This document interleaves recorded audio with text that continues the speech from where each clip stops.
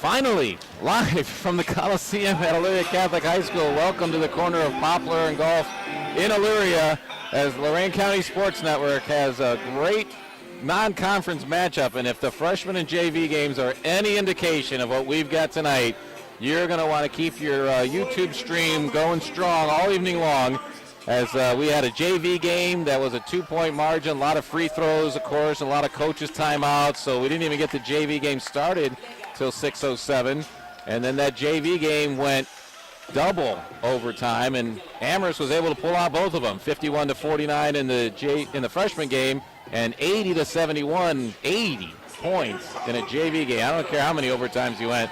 It's a lot of points for JV basketball, but it lends credence to the fact that we've got a good one tonight, as it's a non-conference matchup with Amherst coming in here tonight on the verge of a winless January, as they have not won since they were on WDLW at the end of December against Keystone, and since lost 7 in a row, coming in here trying to break that streak. Meanwhile, Elyria Catholic coming off a win, a big resounding win against North Olmsted in Great Lakes Conference play this past weekend. As my partner Max Drummond pointed out, they haven't been able to put together any type of winning streak yet this year. So a lot on the line for both teams getting ready for the second season, which we're going to talk about during halftime tonight with a special guest that we invite you to stick around for that as well. Lots going on, but I tell you, I start tonight's broadcast with a sense of gratitude that I wanted to point out all the hard work that's gone into getting into this end of the second month of high school hoops here on the Lorain County Sports Network on the heels of our inaugural football season. And my partner, Max Drummond, you'll be hearing from him a lot tonight, but the guys behind the scenes, Edwin Vereen, making everything happen here, getting us all set up here long before the game started tonight with the delayed opening tip that we're going to have. And then Michael Allison on the camera, bringing you all the video parts of this night's broadcast. So lots going on, lots to be thankful for, grateful for the hard work of these guys all season long. And, of course, Gary and Renee Tollett, the owners of WOBL and WDLW, our sports director, Don Vincent, and our assistant sports director, Dave Rivera, making it all happen here tonight. This is the Stewart's TV and Appliance Game of the Week, and we appreciate our friends at Stewart's TV for helping us bring these games to you. And we start each one as we get into the pregame show with our Coaches Corner. And we get a chance to have a little conversation with both of the head coaches of tonight's game. It's brought to you by Great Lakes Basketball, where you can train with the best with Jay Valadez, a certified AAU coach. And we start tonight by talking with my partner, Max Drummond, sitting down with Amherst head coach Pat Bray. And then after that, a few words from Jeff Huber talking about things from a Elyria Catholic Panther perspective. So keep it locked in right where you are as we're getting ready for tip-off. It's Elyria Catholic and Amherst tonight on the Lorain County Sports Network.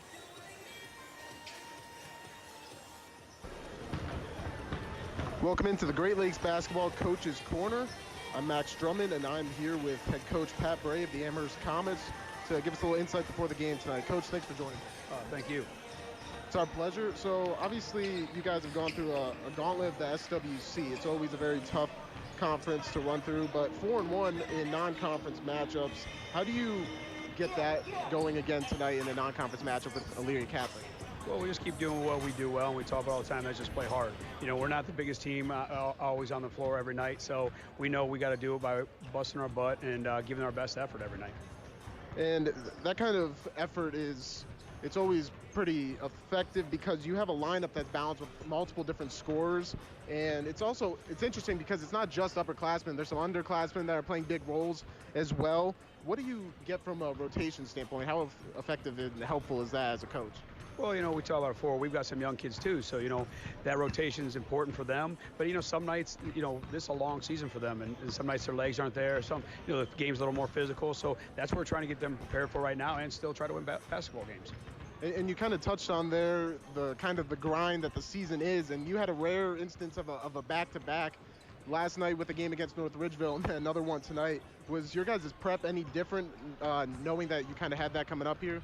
Not really, because, you know, we really had to prep for the, you know, conference game, really want to prepare for that. And then, and big believer in you take one game at a time. So after last night was over, you know, we got back to it, figuring out what we're going to do for tonight's game.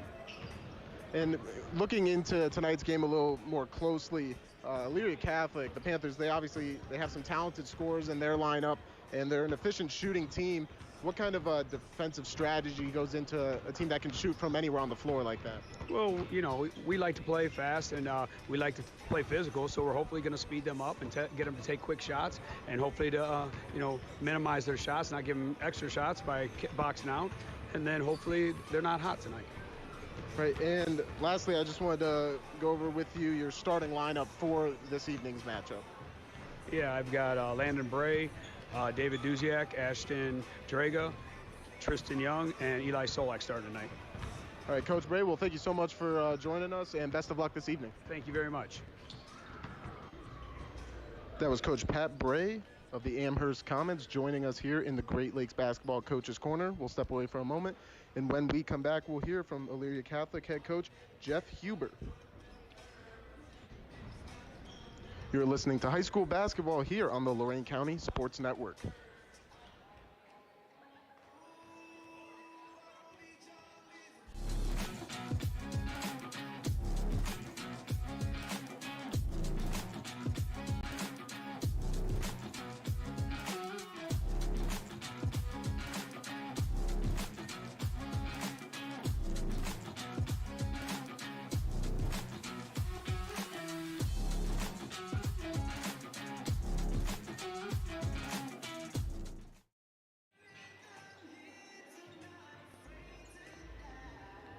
Continuing our coverage leading up to tip-off here, we're a little bit delayed by a very competitive pre-games that we've had here. The freshman game went well, but varsity's ready to go, right, Coach Huber? Yeah, looking forward to it. Elyria coach Jeff Huber spending a few minutes with us here. The Great Lakes Basketball brings you our Coach's Corner, where you can train with the best. Jay Valadez, a certified AAU coach, and how would you? Maybe you say certifiably nuts is what it makes a season for a head coach, right? But how would you describe this season so far for you as a coach? Yeah, I think it's been a real learning season for us. We have a very inexperienced and young team, and so I think that some of these guys have been kind of getting their feet wet on the fly. I think that we've really made some strides over the last couple of weeks. Not all of those have resulted in wins, but I think really the last 4 games we've played some good basketball. And so I'm hopeful that, with the experience that our younger players have gained, and maybe some confidence from playing right there with some really good teams and then getting a win on Friday, that, as we get into the end of January and into February, that we can kind of hit a little streak here as we get closer to the tournament. When we look at these young teams, you have kind of some hopes as a coach back in November. You're like, I hope this kid kind of brings it up. What has been one of those surprises or those pleasant coming out parties you've had for one of these younger guys here that you might want to highlight? Well, I think for us, a couple guys, I think that, Purvey Smallwood is a player who has come on throughout the season, really excellent defender, excellent rebounder, and continuing to improve as a shooter. AJ DeFazio is a freshman who has been starting the last 4 games and is just tremendous, plays as hard as probably anybody in the area, and has been scoring the ball, rebounding the ball, plays great. And then Tyler Wilson, our junior post, in the last 4 or 5 games has really come on offensively, always plays with great effort and great energy. So those are 3 guys that come to mind who've made tremendous strides within the season, and I think that's been part of the reason why we've played better collectively. And we're kind of on the back end of the season, but the regular season, and part of the reason that you schedule the way you did this time of year with 3 straight non-conference games is for that second season, right? To give your kids the proper experience. So what are you looking to get out of this stretch of Amherst, Open Door, and then Lorain High? Yeah, I think for us there's a couple things. One is it's just exciting for our kids to play against some other Lorain County schools. They know a lot of those kids, and so to get a chance to compete against them is something that they've been looking forward to and talking a lot about. So I think there's some good excitement just around the games generally, and then also to see some different styles of play. The SWC is a really physical conference, so to see a team like Amherst helps us. Open Door is a very experienced team with a really solid starting 5. Lorain, plays, of course, in the LAL, so they play a high level of basketball too and are very aggressive defensively. So for us, it's like there's a real benefit to seeing some of those different styles, because in the tournament you don't know what you're going to run up against, and so to have had some experience against different looks is beneficial. So you mentioned the Southwestern being a aggressive play. That's what you've got tonight. What do you got to do to make sure you get a W here at home against the Comets? Yeah, I think for us, rebounding is going to be really important tonight. They're a physical team. They go to the offensive glass hard. I think that we need to make sure that we are finding bodies and then pursuing the basketball. And then I think that we need to make sure that we value the ball. They try and do some things where they'll try and run some traps and cause some turnovers. And, I think if we're able to handle those traps, we should get some good shots out of it. But if we don't do a good job, it's going to lead to easy baskets for them. So those, I think, are two things that will go a long ways towards determining the outcome. And a little bit because of the weather earlier in the year, they're coming on a back-to-back and a very important conference game for them last night. Will you be able to take advantage of that? Will you try to maybe push them a little bit more physically tonight yourselves? We always play the same way. I think sometimes there's maybe a little more, or not quite as much to that as people think. I mean, these kids 16, 17 years old, I think that they're capable of playing a game 2 days in a row. So I don't know that will be much of a factor. We're always going to try and push the pace. And so we'll try and do that tonight, and hopefully it gives us the best chance to be successful. And we're looking for an exciting game tonight, as we always have when we have Elyria Catholic or Amherst on the WOBL and WDLW sports outlets. And tonight, the Lorain County Sports Network has those two teams ready to tip off in just a few minutes. So stick around on the Lorain County Sports Network.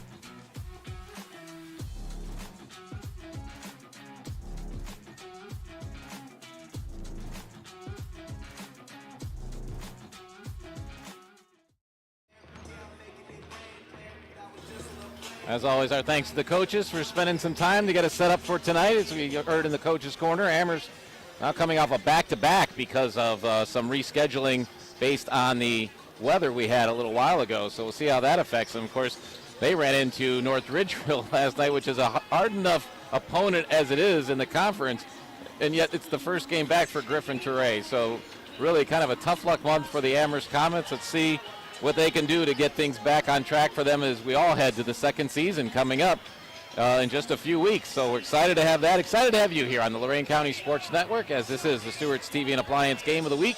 John Guzik along with Max Drummond ready to get going as teams are wrapping up their warm-ups. If you're just joining us, very down-to-the-wire long freshman game, double overtime JV game. So probably the latest start I can remember us having in a high school varsity game in a long time at any level, whether radio or YouTube or some of the officiating we've done. So we're set up here in the upper level with everything reconstructed. So we apologize that it is a walkway in front of us. So hopefully people that are passing through will pass through pretty quickly, and they'll be limited during the game as we go along. A couple of guys that have been a little limited this year so far as we go to the injury and inactive report brought to you by Elyria Jewelry and Repair, treating customers like family. Alex Rodriguez for the Elyria Catholic Panthers has been out all season. Unfortunately, suffered an injury in the first half of the football season, but he was being counted on to be part of this roster, so he'll continue to be inactive tonight. But we do see Grayson Kramer out there, and he's had an injury that's been bugging him. Coach Huber tells us that he expects to dress tonight. Whether or not the situation will get him on the floor, we'll find out together as we get through this game tonight.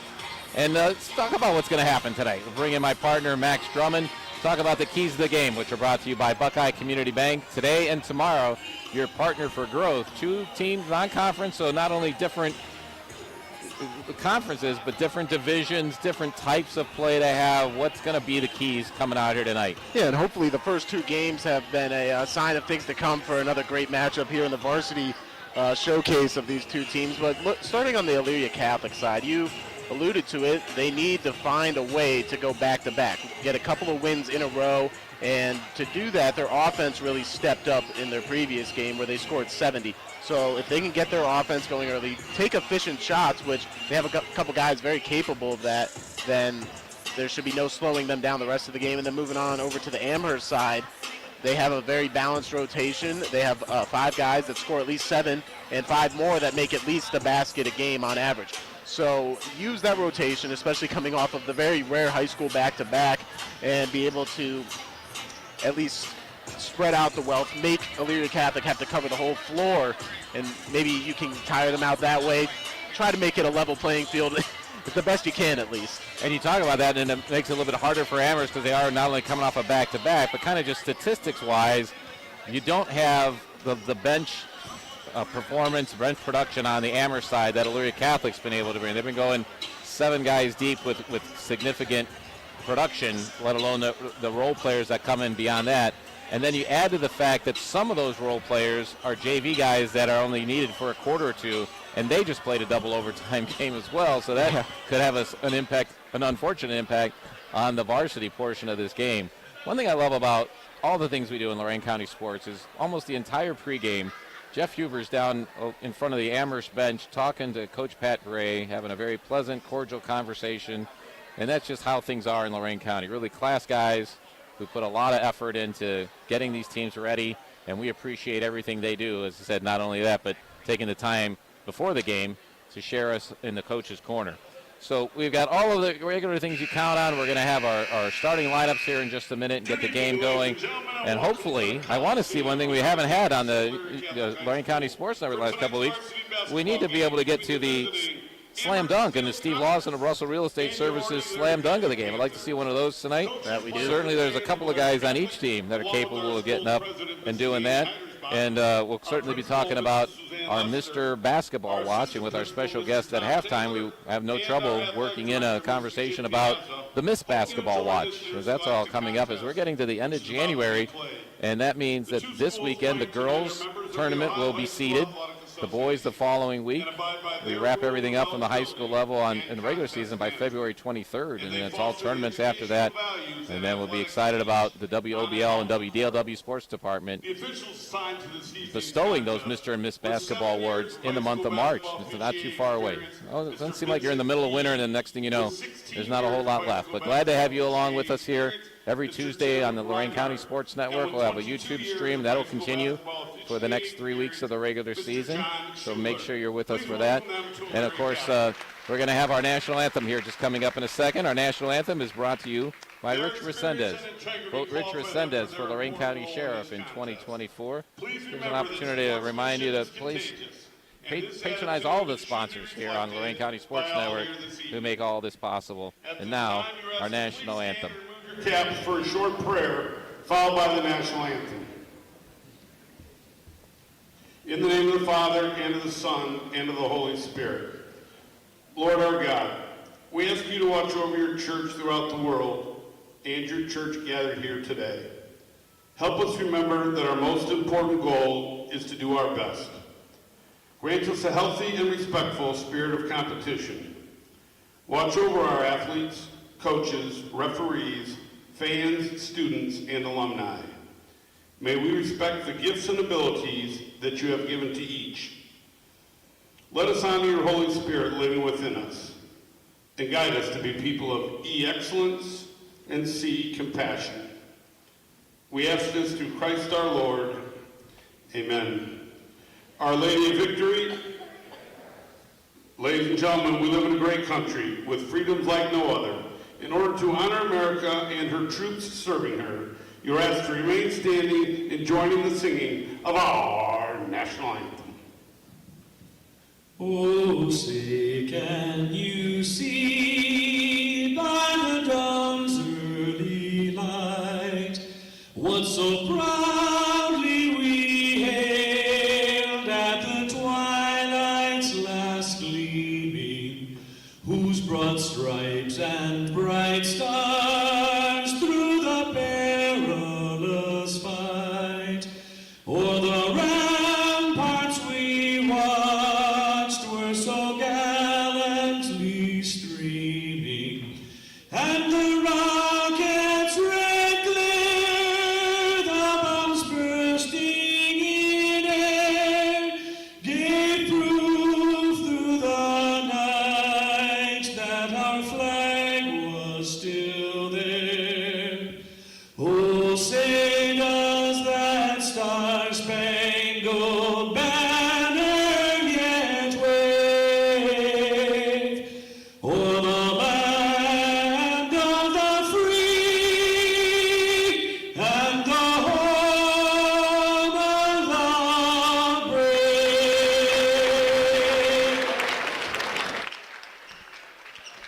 Smitty's Place brings us our starting lineups.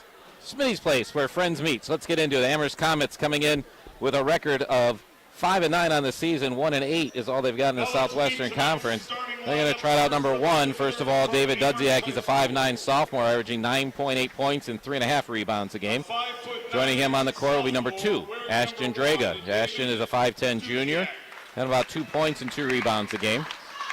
Number 5 will be Landon Bray. Coach's son is now a senior, 5'9", 10 points per game, and plus a rebound. He's hit 23s for the year. He's also the team's leading assist guy with 44 total assists on the year, and leads the team in free throw percentage too if it ends up being a close game. We'll look for him down this stretch there. Number 10, Tristan Young is a 6'2 junior for the Amherst Comets, averaging 12.5 points a game, 4.2 rebounds out there. And then the starting rounded out by number 15, Eli Solak, the 6'3 junior, averaging 12 points a game, leading rebounder at 6.3, and he also shoots 80% from the free throw line if it comes down to that.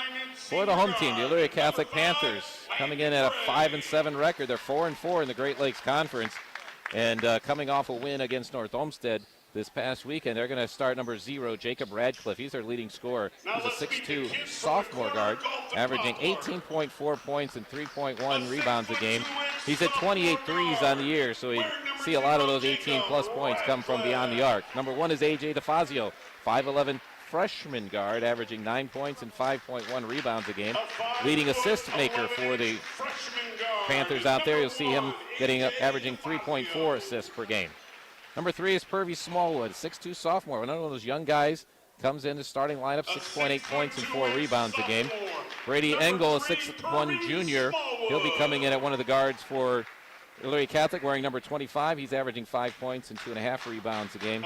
And Tyler Wilson is a 6'4 junior forward. He'll be wearing number 32, leading rebounder for the Panthers, averaging 6 off the boards each night and also 5.1 points per game. Panthers come in averaging 63.8 points per game versus the Comets, which are averaging 57.8.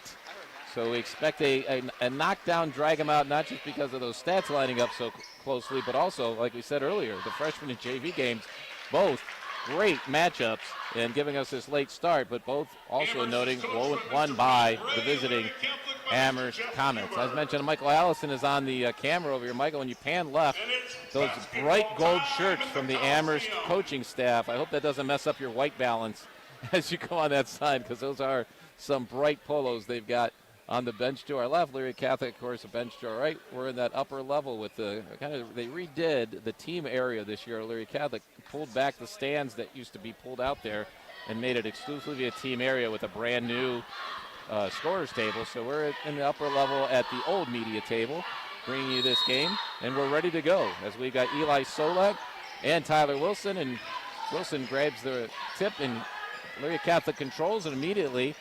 We get a three-point shot off the right side, coming off the hand of DeFazio. No good, out of bounds. Team rebound for the Steelmen to start, Comets to start the game from Steele. Just 8 seconds in, and we're already. This is one of those, kind of goes along with how everything's kind of just motioned along tonight. No hurries by anyone to get things done. But here comes Amherst on their first possession. Bray gives a quick pass into the middle, but then it's taken away on the other end by the Panthers, and running the court is Engel, gets lost and then knocked up in the air by Solak, out of bounds. It'll stay with the Panthers.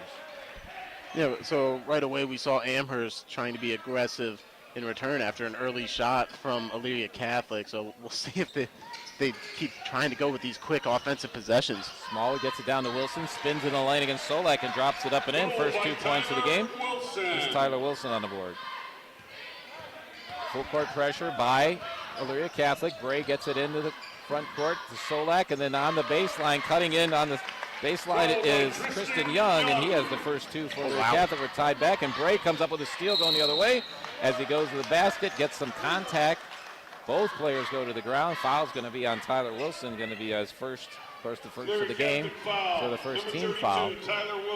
7:16 to go, first quarter, just getting underway here. If you're just joining us thinking you're going to be in the fourth quarter of some of these games, I know that Firelands, I think it's Firelands and Norwalk are playing each other, and that game's in the third quarter already. We're just 44 seconds in, and Pat Bray takes the first free throw of the game and converts. And he's averaging 10 a game, so he's one of those guys to keep an eye on. Coach's kid, so he's got to be good from the free throw line, right, Mac? Well, he certainly does. And also, how about that heads-up play on the inbound on the other side? Great play right there. It takes time, shoots it up, got them both. 4-2 now, and here comes Elyria Catholic back the other way with DeFazio. Tries to get it over on the left wing to Engel, but knocked out of bounds by Bray. He's active already.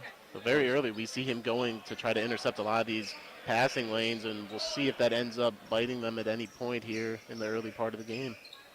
He's already showing what Coach Huber said before the game, is that these kids, they don't care about they played last night. They're going to bring out just as mad energy as they can. Engel kicks it back out to DeFazio, working down the lane, pushes it back out to Engel. Recovers back at the 28-foot line. Now Purvey Smallwood working out left side, no good. Rebound, Bray. Coming back. I'm sorry, now the rebound comes off to Dudziak. A lot of great passes so far. Again, ball move, a lot of ball movement. Dudziak hoisting in. Active defense by Elyria Catholic, and then the ball's loose on the baseline and going down on the ground to get it is Solak. If he even holds on to it, he's going to be subject to a 3-second call at that point. So Pat Bray calls the first time out of the game, and we're going to take one as well here on the Lorain County Sports Network.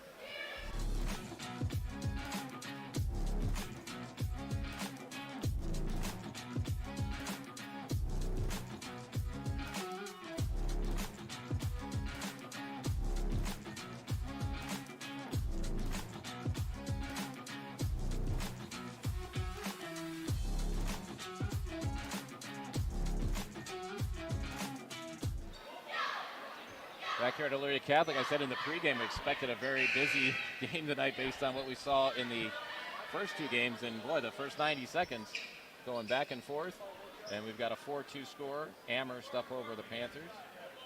And Amherst retains possession after Solak had it on the... Ray tries to get it in. It's knocked loose by DeFazio, picked up by Smallwood. Now running the other way and lays up and in. Goal by A.J. DeFazio. DeFazio tied it for him. Bray quickly back the other way. Solak picks up the loose dribble in the middle of the lane, drives to the basket and gets fouled.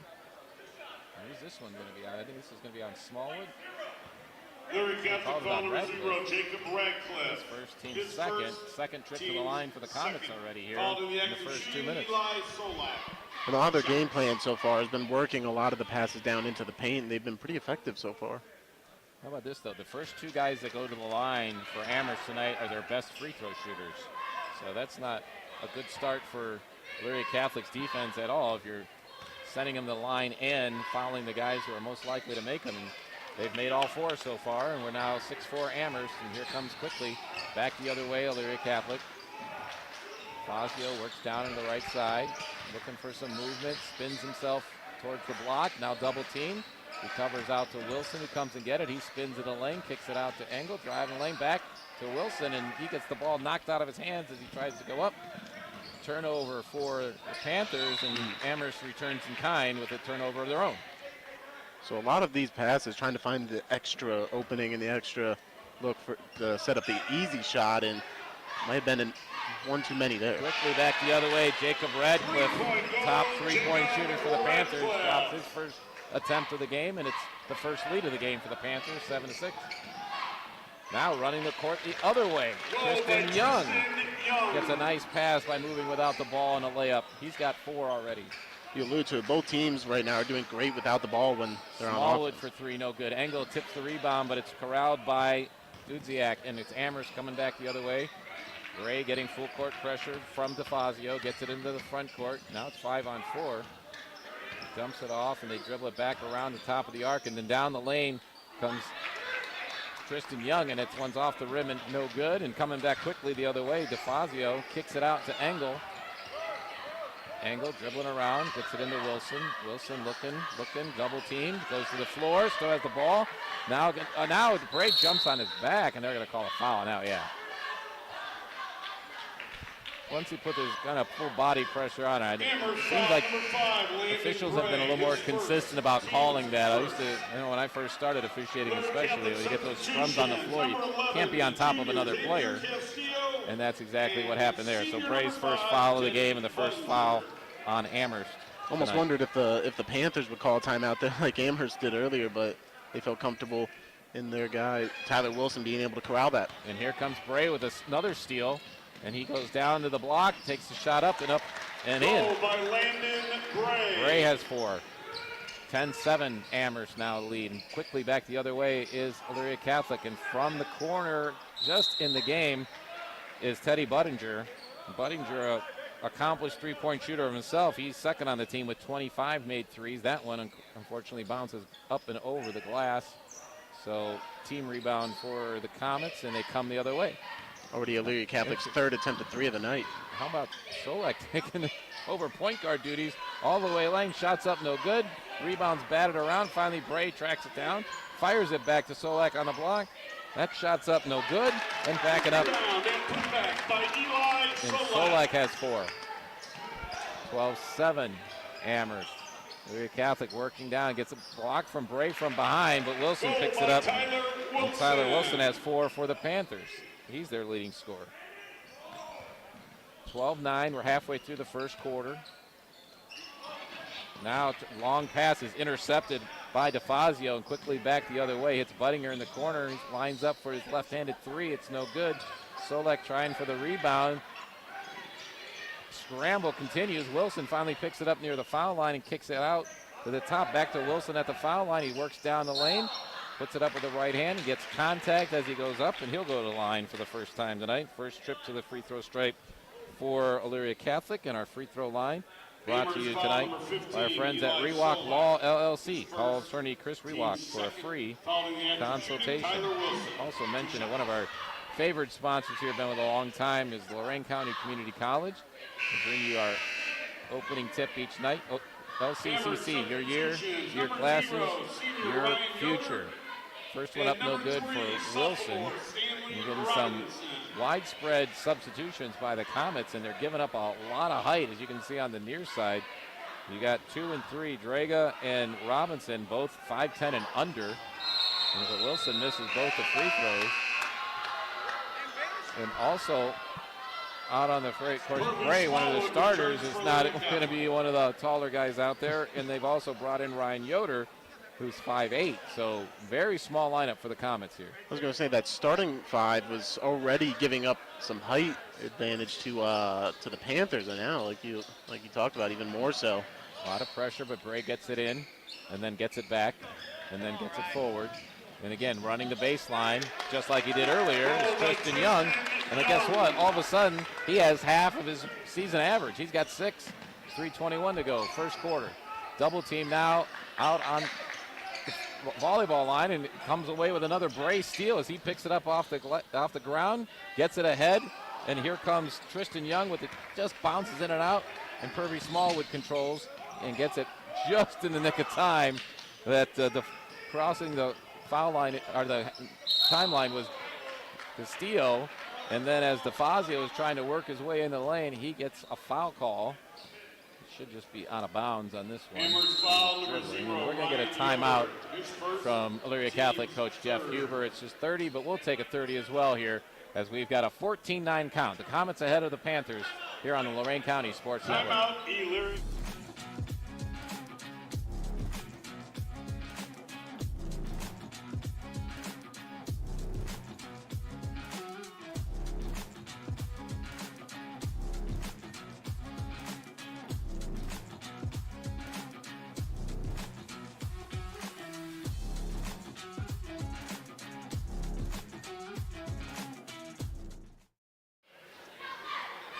Welcome back to Elyria Catholic. John Guzik along with Max Drummond here on the Lorain County Sports Network. 14-9, Amherst out to an early lead here.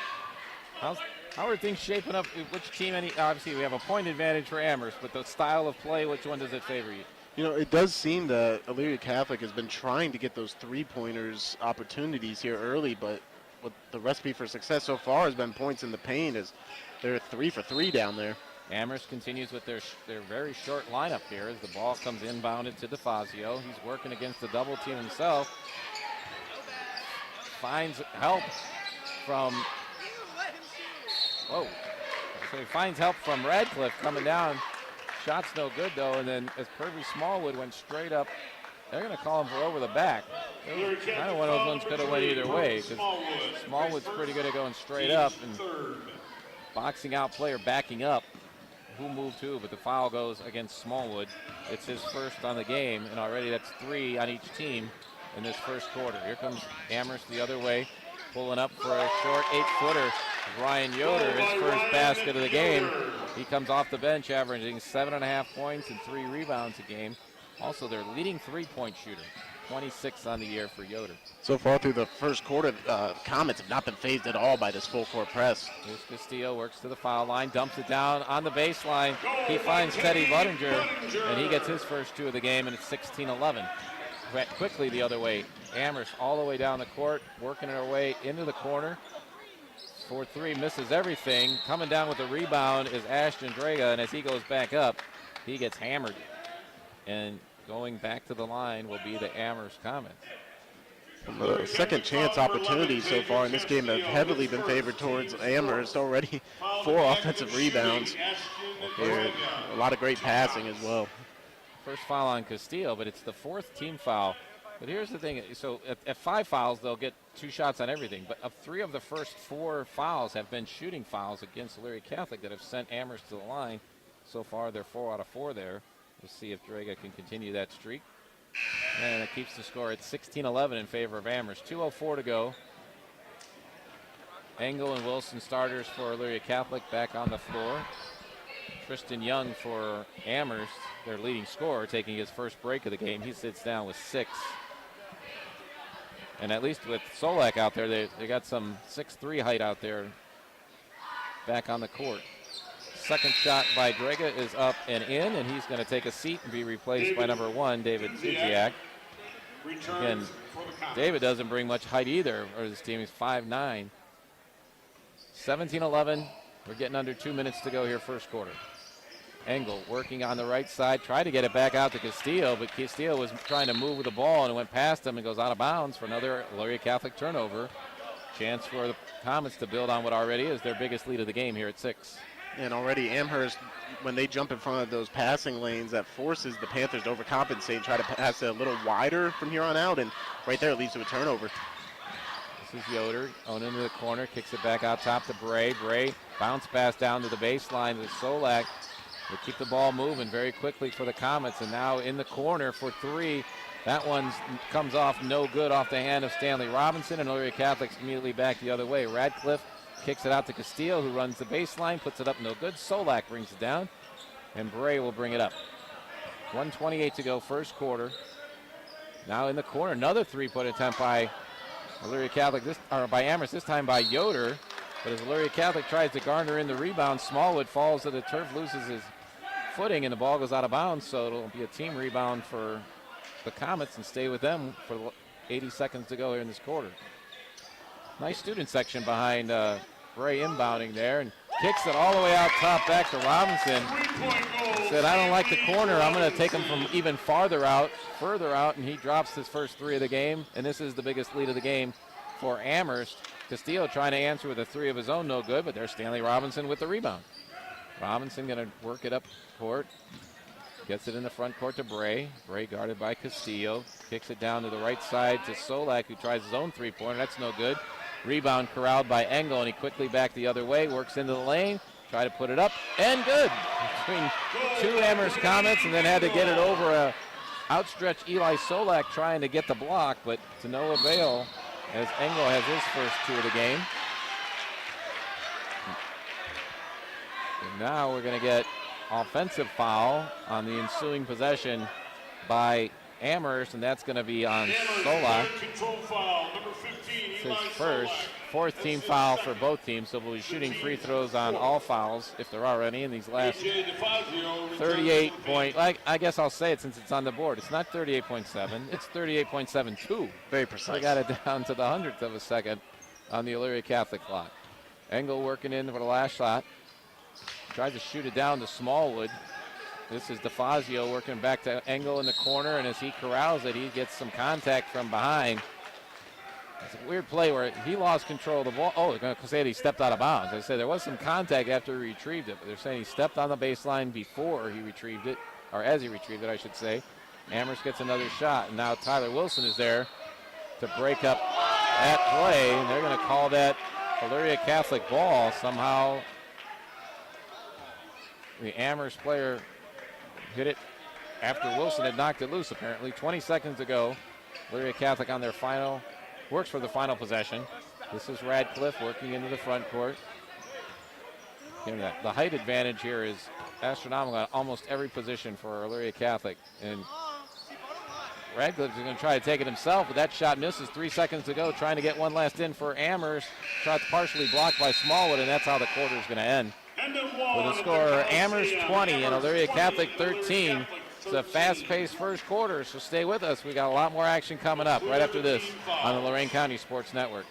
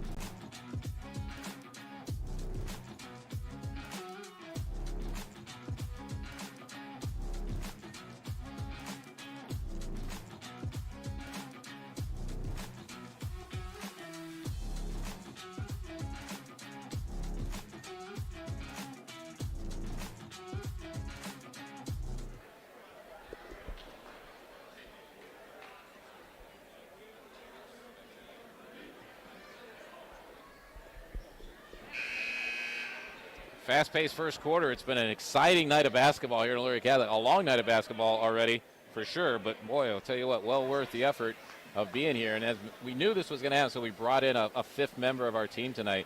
Rebecca Wisniewski is going to be helping us with stats. She's usually doing a job of texting us score updates during the games.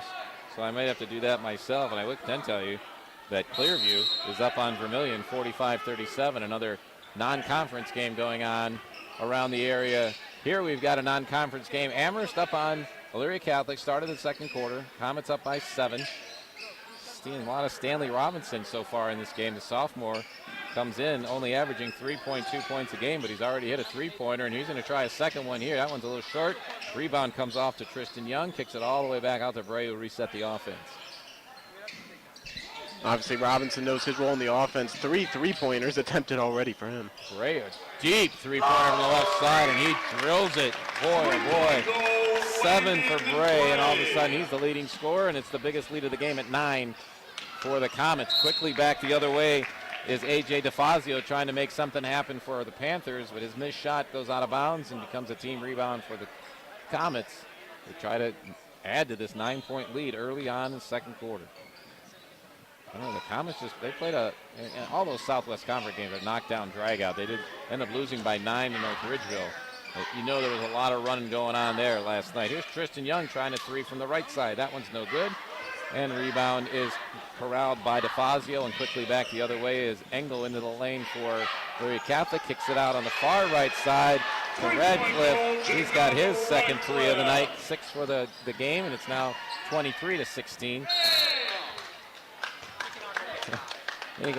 Had a whole lot of Amherst parents who were calling that one before the referee could even get air in the whistle out. The fouls on Radcliffe is second, and of course a new rule this year. Fouls reset at the start of the quarter. So first foul of the second quarter against the Panthers. And the Comets so far, they're being very aggressive against this full court press, and honestly, Elyria Catholic struggling to rotate off of it at points. Robinson against Smallwood. He's giving up like 6 inches there or more.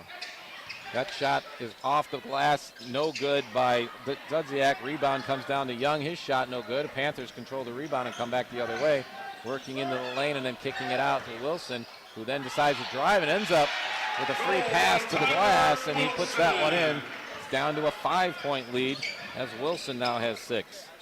Back the other way. Missed shot by Draga. Comes down to Young, who kicks it back out to Dudziak, and down to Young on the baseline as he tries to go. Blocked out of bounds by Tyler Wilson. Nice movement along the baseline defensively for Tyler. And it's going to be definitely heightening up for the Comets as Eli Solak comes in at 6'3" and replaces a 5'9" player. But he grabs the rebound on that one, dishes it off the other side to Bray. His shot no good. Young's tap back no good. He steals the rebound away. Goodness. And that shot's still no good. Now 2 guys on the floor, and Bray comes up with it, and he says, let's reset, let my guy Eli get back on his feet, and let's go. Here comes Young, driving into the lane, takes some contact. They're going to say before he picked up his dribble. So going to be the second team foul of the quarter on Elyria Catholic. And the foul's on Engel, his first. Wow, just a lot of different hands touching the ball there, and very active on the glass. Both teams, especially Amherst so far. 11 in white is Xavier Castillo. We'll talk about him as like this 6th man. Might be the best 6th man, most effective 6th man in the county, and he's getting his first 2 off the steal and fast break for the Panthers, and all of a sudden it's a 1-possession game after the Comets had pushed it out to 9. Comets into the front court with Robinson kicking it out to Young. Back around to Robinson for another 3. In and out. Rebound by Tyler Wilson, and Elyria Catholic quickly back the other way. 5:27 to go in the first half. Brady Engel kicks it out in the corner to Budinger. He gets it out to Wilson, kicks it down to DeFazio. Good ball movement by both teams. And that 3-pointer by Budinger falls off the rim and comes into the hands of Bray, who gives it up to Solak, who brings it quickly into the front court. Down to Robinson. It's almost reversed. Robinson working the baseline, and Solak tries a 3. That one's no good. Rebound comes off to Draga. Draga dribbling around and then drops down to the baseline to Solak, who gets good position. Good working, good body work there, getting up in the 6 points for Solak here. 4:48 to go. Xavier Castillo answering with a 3 on the other end of the left side.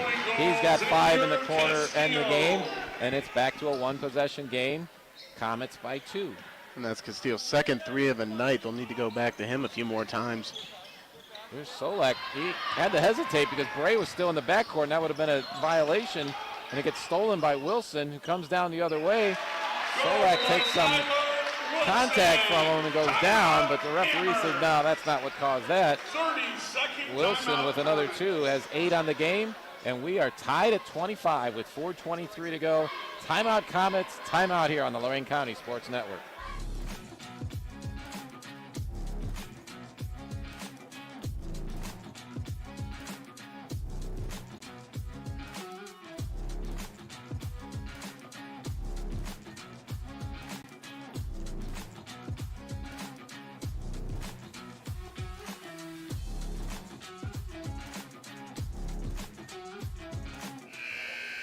Back here at Elyria Catholic, the Coliseum at the corner of Poplar and Gulf Road. Glad to have you watching along with us. We got a good one tonight. Amherst got out to a 9-point lead early in this quarter. Thought you're on the verge of maybe making something happen with all their hustle and a couple of steals. Elyria Catholic, undaunted, comes right back, ties it up. And now after that last shot, Amherst coming into the front court. Kind of an errant pass, but tracked down by Robinson. Young going to drive from the left side, and he is going to get a blocking foul as he loads up. Tell you what, those block charges, toughest call to make in basketball for sure. And that one from this angle was very close. The foul is going to go on Castillo, his second, team third already, and it was Tristan Young going to the basket, so he's going to the line for the first time today. A little bit of housekeeping underneath the basket where the players hit the deck. Get a little slippery out there. Still looking for maybe some help and making sure the floor is dry and safe. We saw a couple guys go down there earlier. Wilson, at one time he tried to knock the pass away. He went to the ground, and then also earlier in the game, Smallwood hit the deck. Kind of seemed like it just slipped his feet out from under when he was trying to get a rebound. And both teams have been scrapping down low, whether it's for rebounds or to put up second chance points, and it's led to Amherst getting to the line a lot more often so far than the Panthers. Never did get that towel or mop help the dry up thing, so I guess the things dried up enough that the game is resumed, and Young makes the first of 2 and puts Amherst back up by 1. Second shot is a little long, pops up off the rim, and man, I tell you what, Landon Bray, he is kind of nose for the ball, doesn't he? And he's going to take it up himself, and nice ball fake to the corner, wraps around the defense, and Bray has 9. Back the other way come the Panthers, stolen away. This time it's Yoder coming away with the ball. Gives to Robinson. Running the court is Draga. The shot's no good, and as they battle for the rebound, going to get a foul. I believe it's on Robinson. Nope. Amherst foul number 10, Tristan Young, his first and the team first of the second quarter. 3-point lead for the Comets. 3:49 to go, first half, here from Elyria, Ohio, on the Lorain County Sports Network, production of the WOBL and WDLW Sports Department. That three from the corner tried to be a production of Jacob Radcliffe. Falls long, rebounds corralled by Amherst, doing a great job of running the court is Tristan Young. He now has 9 on the game, but Elyria Catholic's right back the other way. Castillo in the corner, kicks it out top to DeFazio. His three off the front of the rim. Castillo swats down the rebound, but it comes away to Young. And here comes Bray quickly into the front court, shoots it down on a possible fast break, but they bring it back out to Robinson. And now from the corner is Draga. He's got 3, and all of a sudden it's back out to a 7-point lead for the Comets. 3:06 to go, first half. Quickly back the other way. Castillo looking underneath. That's DeFazio. Great pass. Again, good movement without the ball. DeFazio has 4. Both sides at their most effective right now when it's been in the paint and taking very easy shots down low. Bray picked up his dribble and spun around, and coming in to play defense was DeFazio. A little too aggressively. They'll call him on a foul. It's only his first, but already the 4th this quarter on the Elyria Catholic, so Comets will be going to the line on all fouls for 2 shots if there's any subsequent fouling this quarter. Engel, 25, Wilson, 32, come back in for the Panthers. 11 is Castillo, 3 is Smallwood, and 0 right in front of the ball handler is Jacob Radcliffe, their leading scorer, who has 6 tonight. Comets with the ball. This is Tristan Young. He's been as good a scorer as there's been any out there, but he gets a shot blocked by Wilson, and now they're going to call a travel after the rebound. So credit Castillo for the hustle rebound, but then before they could get things going and call him for a travel, and Elyria Catholic turns it right back over, giving Amherst a chance to build on this 5-point lead. 2:42 to go. Quick inbounds pass. Young catch and shoot and good. He's got 11 now on the night, and it is back out to a 7-point lead for the Comets. 3-point. Nope, that's inside the line, so it's going to count for 2 again for Castillo. He's got 7 on the game, and the pressure full court by the Panthers, and that ball now thrown away. You could see that Ashton Draga kind of slowed up when he saw the ball over his head. I think he anticipated another player, another teammate being in the corner. Otherwise, he would have went after it a little bit harder, and by the time he did, he was headed out of bounds for a turnover. And those kind of passes, high risk, high reward. We've seen a couple of them pay off in the fast break. That one right there, unfortunately, ends up in a turnover for the Comets. That's Castillo driving the baseline, but then kicking it out to Radcliffe. Shots no good. Tracked down in the corner by Engel. He gets the rebound. Looking for help as he's double teamed. Smart pass across to Radcliffe, who dumps it down to Castillo. Drives the baseline, no good. Bray controls the rebound. Deep football pass to Young the other way. Goes around the basket and off the glass. Nicely done. Bray to Young. And Young is lighting it up with 13 so far tonight. And it's back out to a 7-point Comet lead. And there's another steal. Turnover for Elyria Catholic. And guess who comes up with the ball? Number 5 in gold, Landon Bray. How many times have we said that still here on the first half? Yeah, and you think Tyler Wilson has the advantage right there, but Bray said, forget the height. I'm going to go right underneath and snag this before he can think about it. Here's Bray pulling up on the left side of the lane for about an 8-footer that comes off the rim, no good. Wilson says, I'll take the rebound off of that one. Thank you much. And here comes Engel back the other way for the Panthers. Spins in the left side of the lane, goes up with the right hand on the left side, no good. Wilson flies in for the rebound. His putback's no good. And here's Landon Bray.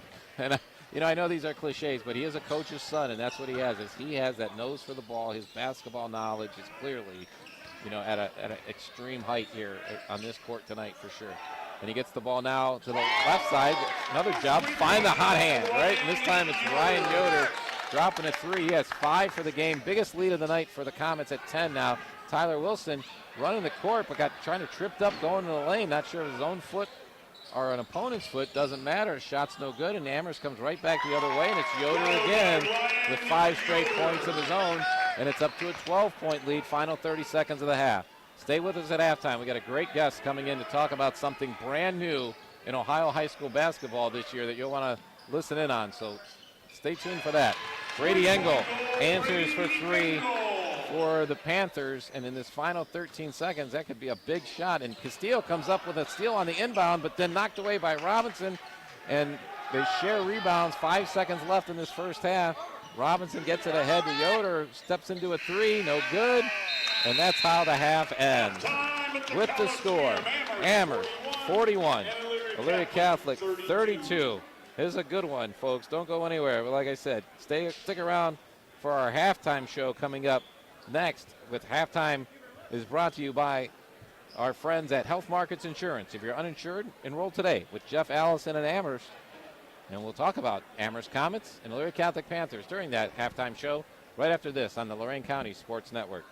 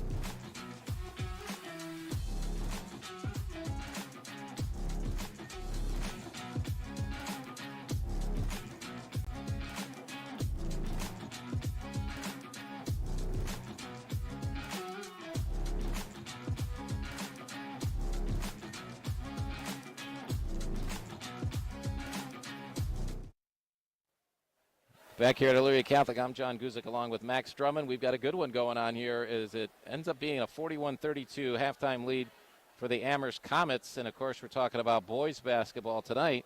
We're going to take a few minutes during our halftime show here. Talk with Elyria Catholic head girls basketball coach Eric Rothgary. First of all, Coach, thanks for taking some time to talk to us tonight. How's things going on the girls' side? Pretty good. It's going pretty good. I mean, I think we're 14-4 right now. We got a big game with Medina tomorrow. Medina is probably, I think, one of the best teams in the area. So it'll be a good test to get a lot of stuff done tomorrow, and then get ready for the seeding on this weekend. But conference-wise, it's been a nice conference. We've actually wrapped up the conference this year.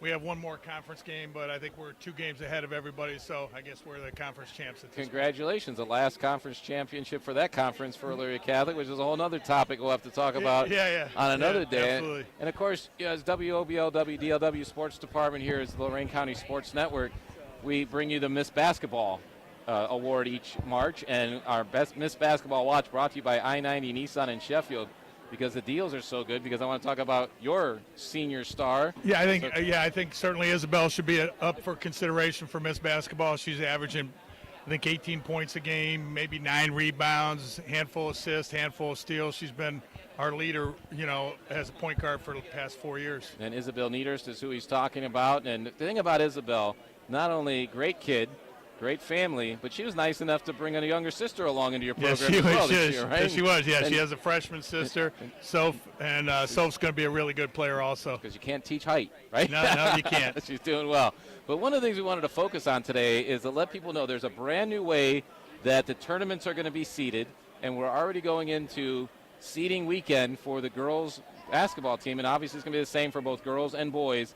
So how would you explain the process this year, since it is so different than what you guys have done in the past? So what they're doing, instead of like the old model when I first started was, 12 teams or so would meet at your district site. You'd vote on to seed them 1 through 12, and then you start picking places on the bracket. And then they started going to super districts, and then this year we have our entire region, which is 5 districts, and it's the same on the boys' side, girls and boys in Division II.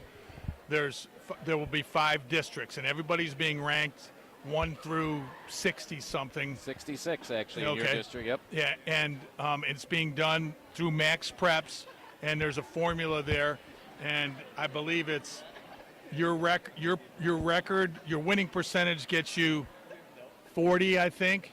40% of your total score is your winning percentage. 35% is your opponent's winning percentage, whether you beat them or you lost. It's to encourage scheduling tough games. And then 25% is your opponent's winning percentage. So there's no other input onto that. It's whatever the Nope, RPI says. Yep, there's no that's how it's voting, gonna there's be. no nothing. Whatever the RPI is. So right now, you guys are number 10 out of those 66 in the Northeast District. So if the season ended, if the seeding went into that way, what would that mean? What would happen with That's that a 10 good seed? spot, actually, for us. How would you pick where you play, though, and then who you play? How Well, does so, that come out? they'll put up 5 brackets. 5 brackets will be put up, and the number 1 team gets to pick where they want to be. So let's say, for example, for us, that would be Akron, St. Vincent, St. Mary's. So they'll put themselves in one of the 5 brackets. Then number 2 puts themselves in one, and it just works their way down. So that's kind of the same as the old process of you guys get a chance to kind Right. of say. So you can go all over. So we could pick we could be playing in a district out, 70 miles east of us. Well, how much does that because as a number 10, obviously you're going to have a pretty. The board's going to be pretty open. When It you will pick be. your spot. What's going to be the biggest thing to influence you? Because you won't know who you're playing, right? You're picking a spot on the bracket and a location. Yeah, to but play in. I'm gonna pick a district of who I'm gonna want to look at. That maybe doesn't have Akron, St. Vincent, St. Mary there, well, the number 1, right? Without divulging my entire strategy, Right. there's probably 3 or 4 teams that I'd like to Exactly, avoid. right. Exactly. Okay, I mean, but if we play them, we play them. So,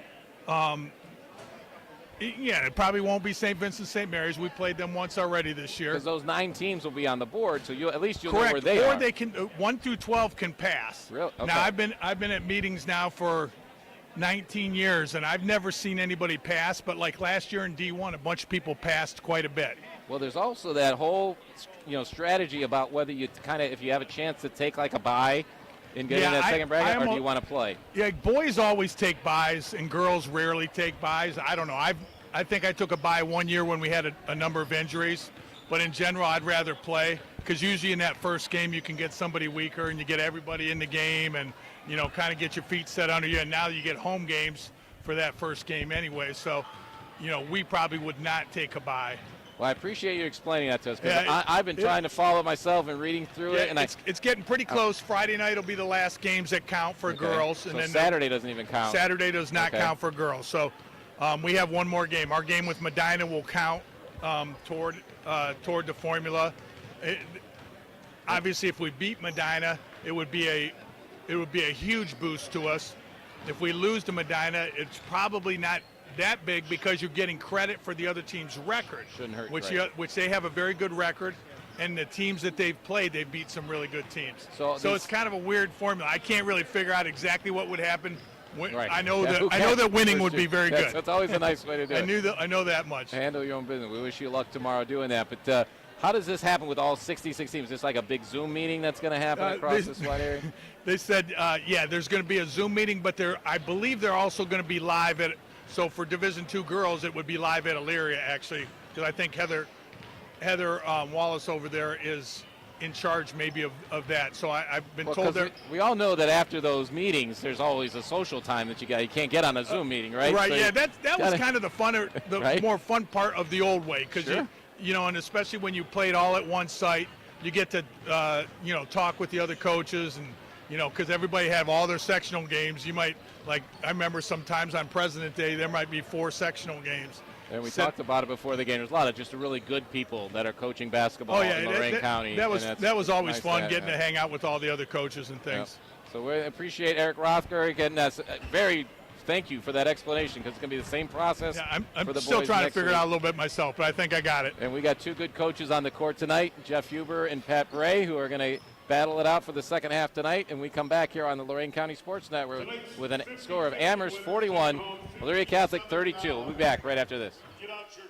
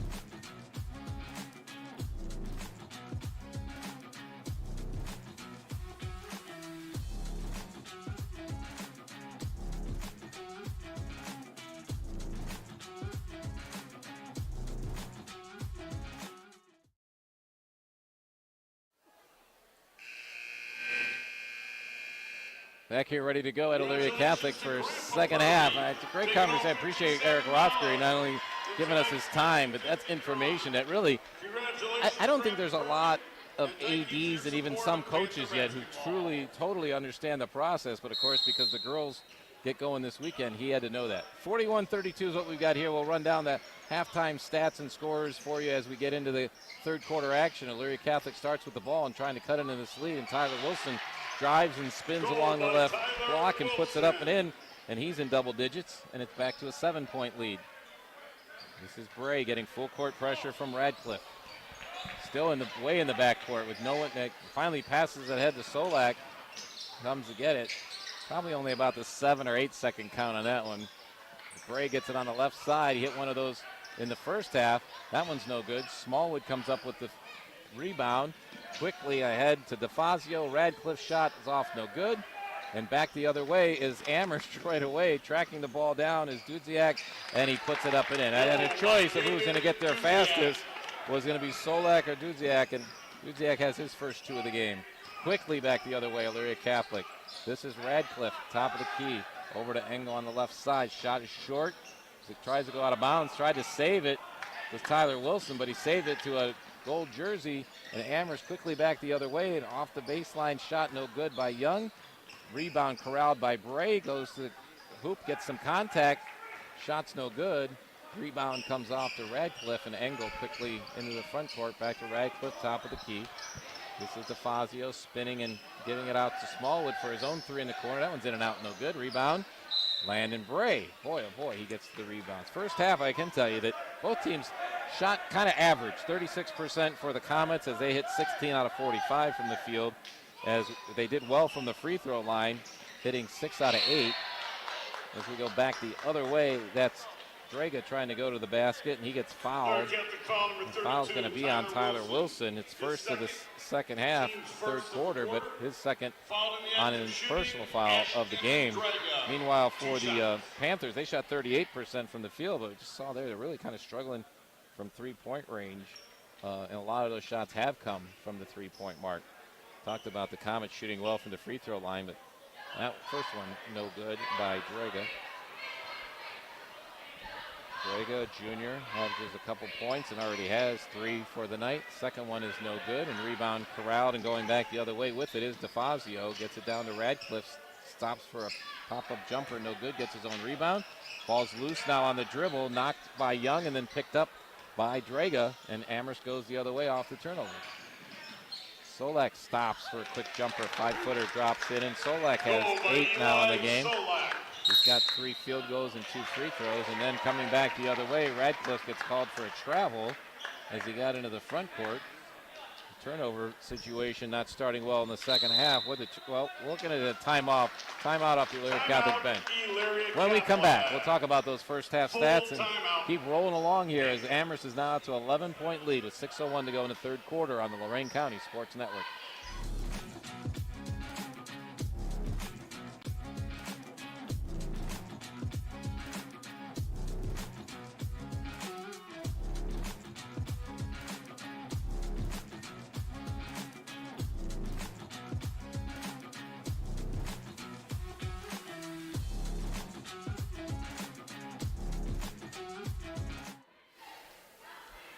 Third quarter already. We had a great conversation at halftime with Elyria Catholic head girls basketball coach Eric Rothbury. So Max Drummond, if you can come in here and give us some of the numbers that made up that first half. We had a bit of turnovers. I could turn your volume back up after the commercial break, though. That would be nice.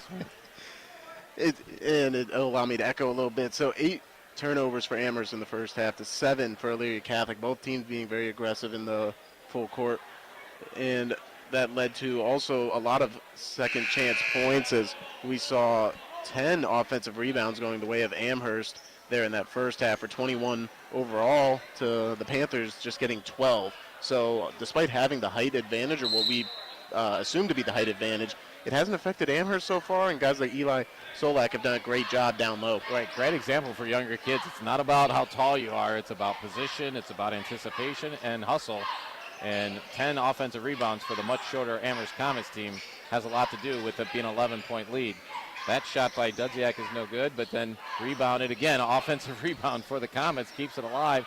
Bray with a deep three from the volleyball line. Boy, oh boy. He had 9 at the half, so that gives him 12 on the game, and Radcliffe trying to answer from the right corner for the Panthers, and he does so.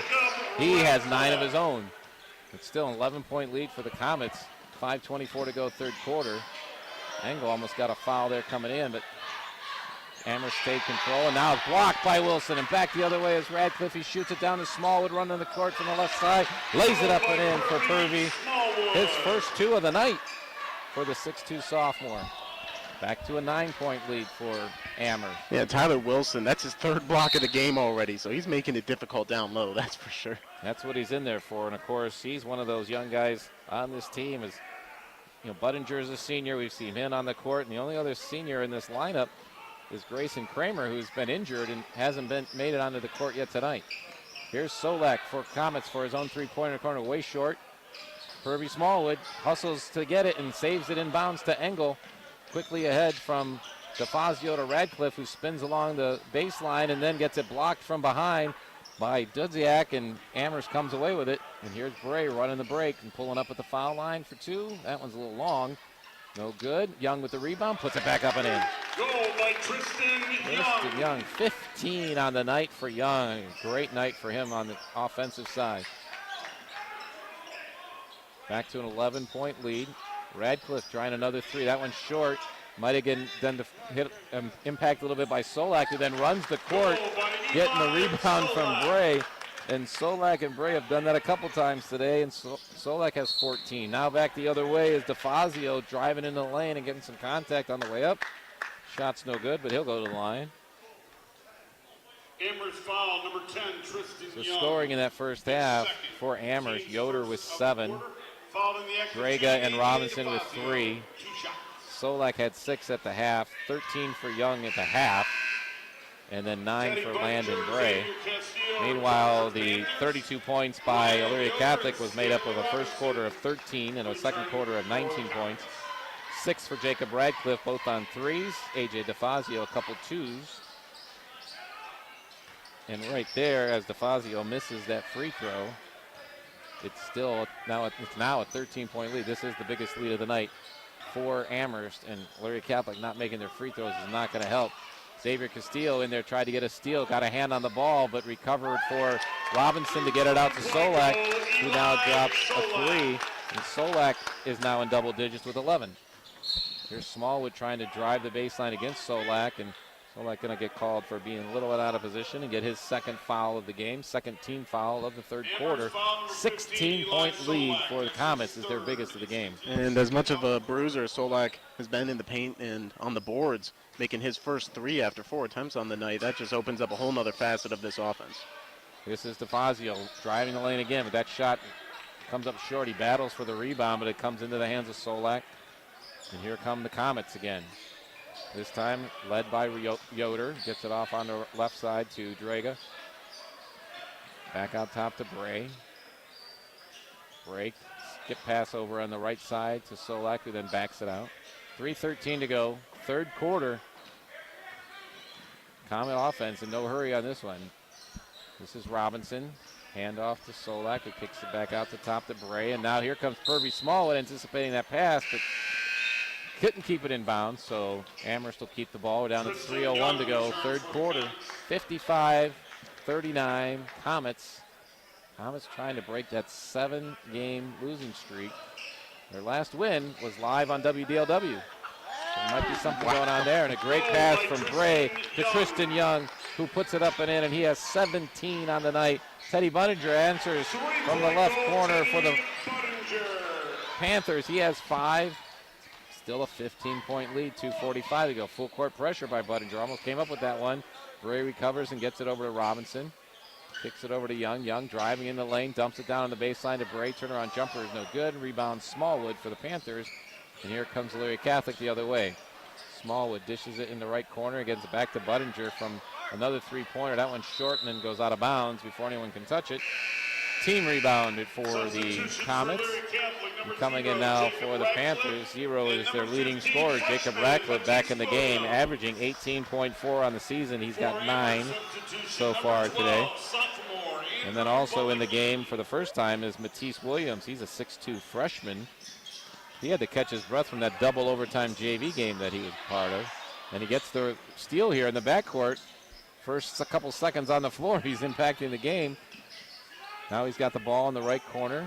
To back out, but it's broken away by Young. It's kind of the same repeat of the play we saw Smallwood attempt to make on the steal. Goes out of bounds, so with 2:09 to go in the third quarter, Panthers retain possession. Wow, this is another barn burner we've had, just nonstop action. No need for a shot clock tonight, that's for sure. This is Castillo. Works around the pick and gets it up and in. Nice shot by Castillo, his first basket of the second half. He has 9 on the game. It's back to a 13-point. Here's a steal. Wanted to take a 3, but good defensive recovery by Robinson. Budinger, their 3-point ace, in the corner, gets locked down. He gets rid of it, though, and they get it back to Castillo. Took a 3 from about the same spot, but it's in and out. Rebound Bray. 1:38 to go third quarter. Amherst trying to build on a 13-point lead. Robinson, with the definite height disadvantage, is able to get all the way to the block. Shots up no good. Castillo controls the rebound, quickly back the other way. Into the lane, kicks it out on the right side. This is Radcliffe. That's his spot. In and out. He gets the rebound with the help of Castillo and puts it up and in. It's his first 2 of the game. He's got 11 on the night, and it's down to an 11-point lead with 1:11 to go third quarter. Hey, how'd that work out for me? A lot of ones up there. This is 1-0. Tristan Young working against Wilson. Looked like he dragged the foot. Shot's no good. But again, another offensive rebound for the Amherst Comets. This one by Andrew Balicki, a sophomore coming in off the bench to contribute there. He's averaging almost 3 points and 2 rebounds a game. Kirby Smallwood is back in for Elyria Catholic. He's number 3. Number 1 for the Comets is Dudziak. Dudziak comes in with 2. Kirby Smallwood with 2. In this third quarter, certainly flying by. Inbound comes to Young on the right block. Shots up no good. Contested by Castillo, and Castillo ends up with the rebound. Quickly back the other way. You're right. Very little downtime in this one. Good defense there to stop Castillo, but he gets rid of the ball and down to Smallwood. An unbelievable defensive move by Dudziak, and he goes all the way the other way, coast to coast for Dudziak. He has 4. What a great play on a much taller player to stop that. You give it a block or a steal. You choose how you want to tally it up. And then the answer is no good by Budinger, and coming away with the rebound is Stanley Robinson. 22 seconds to go third quarter. Gets it down on the block, and then a nice pass to a cutting Dudziak, and he gets 6 now in the quarter, 6 for the game. And Stanley Robinson almost came up with that very lazy inbounds pass by the Panthers. Can't start doing that when you're down by 15 heading into the final quarter. Just 11 ticks left in this quarter, and Jeff Huber says, we need a little bit better ball handling out there, and I trust Brady Engel to do that. They'll bring him in, and number 2 for the Comets back in is Ashton Draga. Draga comes in with 3 points, all in the first half. Engel has 5, also all in the first half, and now he's working to change that here on the right side. Shots up no good, going to get a foul on the way up. Foul is going to be on Draga. His first, and only going to be the 3rd team foul of the quarter, so with only 5 seconds to go in this one, I'm not going to worry too much about getting into the bonus, but Engel trying to add to that 5-point tally he's got so far tonight at the line. First one's up and good. Back into the game is Landon Bray for the Amherst Comets, senior leader out there, senior captain. Comes back into the game with 14 points already on the night, averaging 10. He's already well above his average, and we're still in the third quarter. Second one is up and good by Engel. He has 7. Breaks it back to a 13-point lead. Comets trying for that last second shot. No good, out of bounds, and with only 0.18 seconds to go, or some other gyms that might say 0.2. Might be a little easier. There's not much you can do with 0.2. You got to have at least 0.3 by rule on the clock to catch and shoot. So all you can do is tip here, and Elyria Catholic's not even going to try that. So inbound, and the quarter will end with the Amherst Comets 61. The Elyria Catholic Panthers 48. We're going to the fourth quarter right here on the Lorain County Sports Network.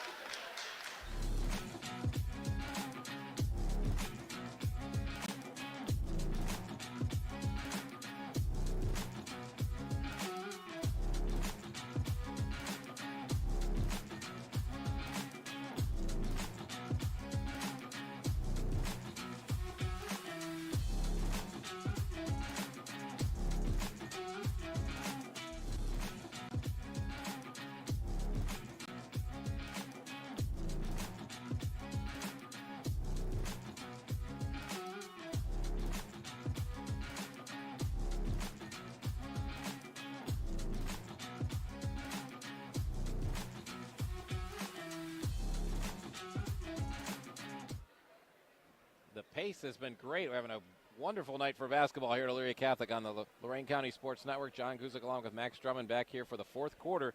Other teams are already home from their games tonight, but we started way late because of a very competitive freshman game followed by a double overtime JV game, both won by the Comets, and now Comets had a 9-point halftime lead that extended at the 13 here in the fourth quarter. Is there anything Elyria Catholic can do? That balance that they need some more scoring, but they got to find a way to slow down the Comets as well. Yeah, and that 9-point halftime lead ended up being so valuable, especially coming off of a game last night. He was able to get some wind in their sails going to halftime without having to try to play catch-up.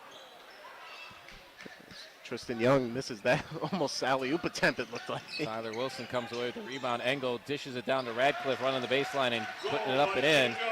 And Radcliffe has 13 and now back to a single-digit lead. So that's helped after the Comets were up by as much as 15. This is Solak working into the lane, dishes it underneath, and then Bray kicks it quickly back out on the right side for a deep three from Balicki. That one's no good, and Elyria Catholic trying to come the other way. Good defense by Bray to stop Radcliffe, but he gets it up to Wilson. He kicks it back out to DeFazio.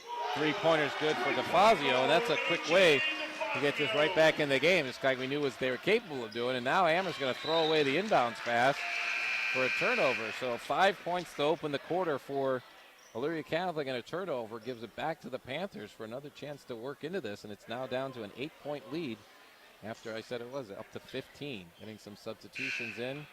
Given time for Ashton Draga to come back in, number 2. And Stanley Robinson, all 5'6" of them will sit down.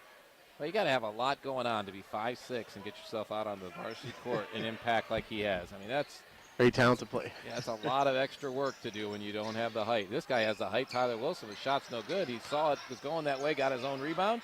Now stuck on the block against Solak, feeds it down to a streaking Radcliffe down the lane, who puts it up and in. Radcliffe has back-to-back baskets. It's a 6-point lead by Amherst. Bray trying to create something on the other end. Gives it up to Young, who drives in the lane and tries to dish it down. And guess what? Another turnover. And the first shot of the quarter was a missed shot with a rebound, but it was such a poor shot. It was almost the equivalent of a turnover. And Amherst, really, offense is kind of out of sync after they had that strong 61-point first three quarters for a team that's only averaging 57 points a game. Bray got away with a little bump there on Radcliffe. Radcliffe recovers, gives it to DeFazio, kicks it out to Smallwood in the corner. His three's no good. Tyler Wilson with the rebound. Gets double teamed, works his way through it, then turns around and puts up a little three-footer. Good.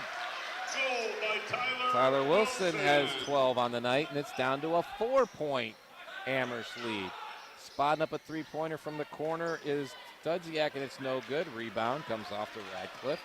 Here come the Panthers, really eating quickly into this lead. Pass down on the baseline to Smallwood, nothing there. Wilson to Radcliffe to DeFazio, back to Engel from the corner, no good. Rebound Bray. 5:53 to go in the game. 4-point Amherst lead. The Comets have yet to score this quarter. They've been outscored 9-0, and now with double teaming pressure in the backcourt, Landon's father says, we'll take a full timeout here and take a break. With 5:45 to go in the game, it's the Comets by 4 on the Lorain County Sports Network.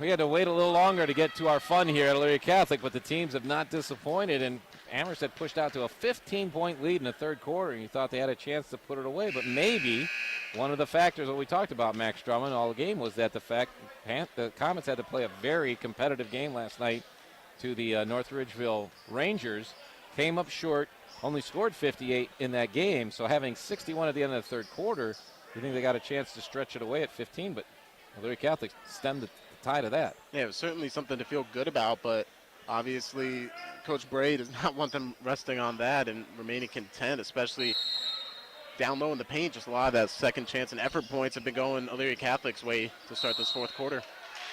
Full court pressure there, and on the inbounds, pressure from the back end by Castillo. Again, from our angle, impossible to tell, but the referee was right on top of it. Of course, Amherst fans are going to say Castillo impacted him going to the ground, but the referee says it just went to the ground because he was trying to stay in bounds. Turnover, Amherst, and another chance for the Panthers to get after this, and now they're going to give it back to the Comets by saying Smallwood traveled. I think Jeff Huber had the same question I had as the official went past, and Scott has answered and moved on. Knows it's not going to change it. Amherst now still trying to get their first points of the fourth quarter. Full court pressure by the Panthers. Finds Solak just before the half-court line, who dribbles it in. We've seen him play point guard as the biggest guy out on the court for the Comets. Not exactly the design that the Comets want, but he does it okay. Here he's looking to pass in, guarded way out by Wilson. Solak has hit a three-pointer today. Now driving the lane on the left side is Dudziak. It's no good. Comes off to Castillo, gets it into the front court to Smallwood, back to Castillo, running into the lane. As he goes up, the ball's grabbed. Let's see if it's going to have a foul or a held ball. And get a foul called on Amherst. And it's going to be on Dudziak, his first, team first of the fourth quarter. Back in the game for the Comets. 0 is Yoder, 2 is Draga. This will be 0 for Elyria Catholic inbounding. That's Jacob Radcliffe. He's got 15 all of a sudden. This is Tyler Wilson trying to corral it underneath the basket. Didn't, but got his rebound, put it back up and in. They're going to get a foul call. Let's see who they're going to call this one on, because standing there was Ryan Yoder saying, "What did I do?" But Vince E says, "You fouled him," and you're going to send Wilson to the line. He now has 14 on the game. The chance for the traditional three-pointer, which could make this a one-point game if he drops it. And he's almost been solely responsible for the rebounding output. And he has struggled from the line tonight and for the year. Misses that one, so still 2-point lead for Amherst. Amherst still yet to score. We're more than 3 minutes into the fourth quarter. The end of the third with that 61-point total. Looking for some offense. This is Draga. Works all the way around to the right side, and then they get it back up to Bray from the volleyball line. And he loves that spot, so if you're going to leave him there, he's going to take it. And Bray now with 17 on the night, 4:38 to go, and it's back to a 5-point lead. And the Panthers' rotations on defense have been just a step behind tonight. Radcliffe from the right side answers that three. Radcliffe starting to light it up. He's got 18 on the night. And now, again, more full court pressure from the Panthers, and this time Solak trying to get it back to Bray. Got it behind them instead of two of them, and another turnover. Where are we at turnovers-wise for Amherst? That's 5 or 6 already in the first 4 minutes, right? In this half overall, 7. Even in this quarter, they've had, how many do you have for the half? In the half, 7. I mean, certainly the majority of those this quarter. Still only one basket this quarter by Amherst. This is Castillo trying to work in for more. Radcliffe's their big scorer in the corner. That one's no good. Solak garners the rebound. And Bray fakes the football pass to get around the defender. And now it's 5-on-4. The Panthers defense catches up, and Bray will reset.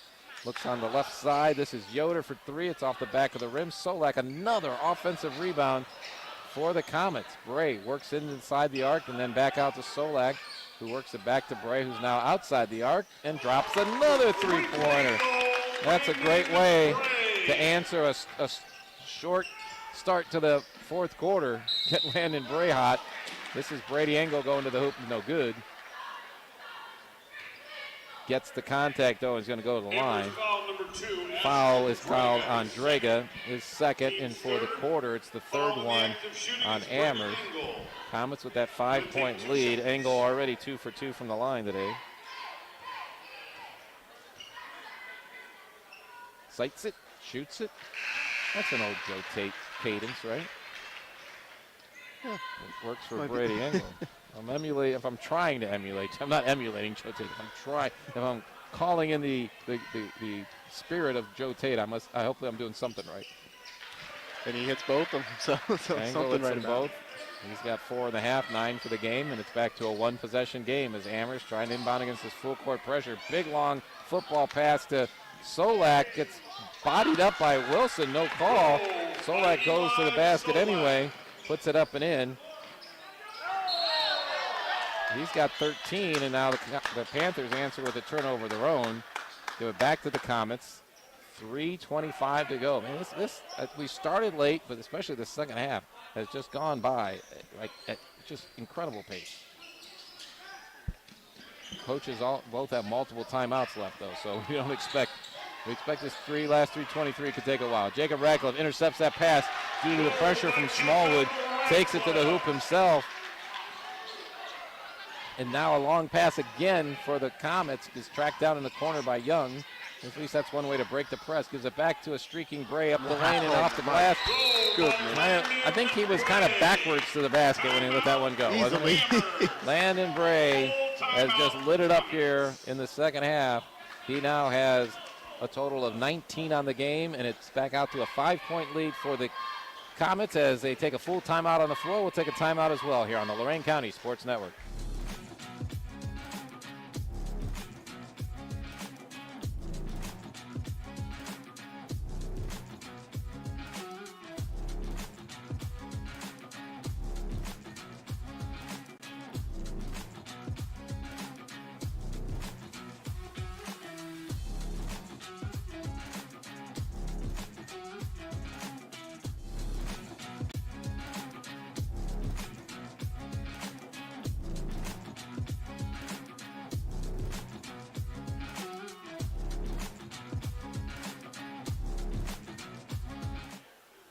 We have been blessed with some very good games on this inaugural hoop season of the Lorain County Sports Network, and glad you're a part of this one because it's going down to the wire. Amherst currently with a 5-point lead, but we've seen already Elyria Catholic this quarter got it down to a one-possession game, and we'll talk about what we mentioned earlier, that Amherst coming on the back-to-back, and this is where it could be an impact on the game when you had to play back-to-back nights. It's easy to come out at this age to say, hey, let's go run in the first half.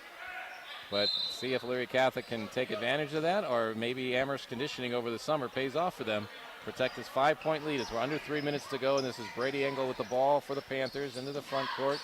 Out to Wilson, try to get it on the baseline, broken up down there by Draga, but recovered by the Panthers. Shot's no good. Rebound by the Comets. They're all over the hands and the feet moving for the Comets. The way they're going to win this game is with their energy if they can sustain it. This is Solak. Works into the lane. Jump stop. Kicks it back out to Bray, who's coming into the lane, but he pulls it back out against Engel. Now guarded by Wilson is Solak, who jumps it down to a streaking Dudziak on the lane. Up to not no good.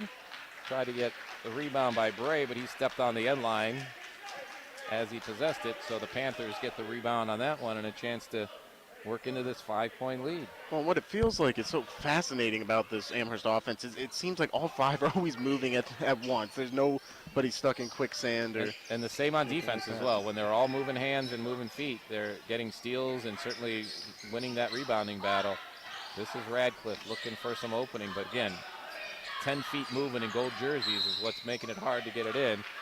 This is Castillo trying to drive the baseline, and he's going to get some contact as he does so from Yoder.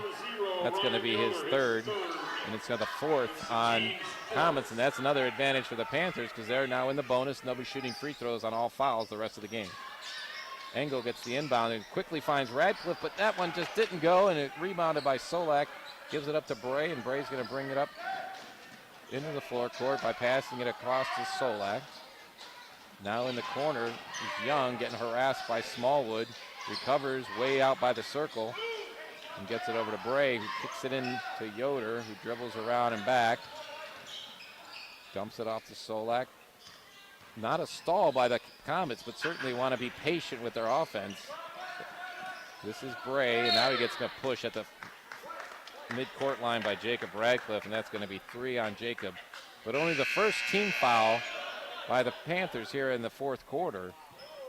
So with a 5-point deficit, they definitely don't want to, when they get into that final minute, when they want to send, if they end up wanting to send the Comets to the line, they still have 3 more fouls to give before the foul would put them to the line. So that's something that actually could work against them, is playing a very clean fourth quarter. So Stanley Robinson, all 5-6 of them back in, and he picks up the second foul of the game. And I mean, not good for Radcliffe because that's his 4th, but really not a bad spot to pick up a foul. You kind of want to get close to that 5 in case you need it late if you're the Panthers. So that's not the worst thing, but Jeff Huber says, Jacob, sit down just for a few seconds because we're going to need you in that final minute and don't want him to foul out. This is Young getting the inbounds pass against Smallwood. Now coming over to DeFazio to switch off, looking for a 5-second count, and Pat Bray on the Amherst Comet bench, I think, got to 4 seconds and said, hey, I need a timeout here. It'll be a full timeout by the Comets bench. And they still have that 5-point lead. We were down to the final 74 seconds, so make sure you come back after this on the Lorain County Sports Network.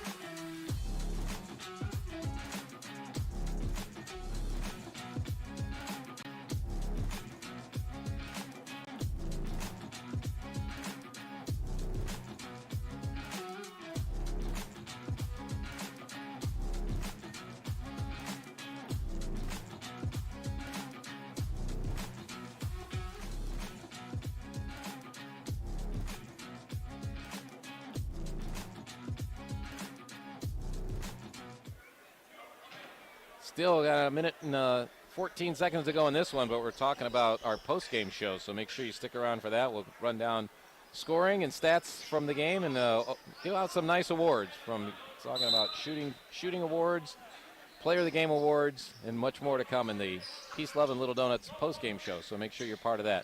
This is Bray working on the right side. Long skip pass over to Young. Young gets it knocked from behind. He's able to recover it in the backcourt, though, because it was touched by a defender.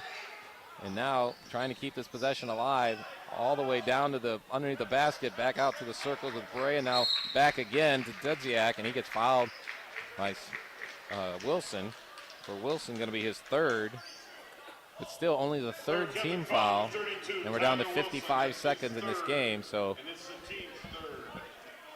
it is interesting here. If Elyria Catholic can cause a tie-up, there's no timeouts left for Amherst. It's just Stanley Robinson getting double-teamed at the midcourt line. And finally, as Engel got it loose, they're saying he pulled on his arm to get it loose.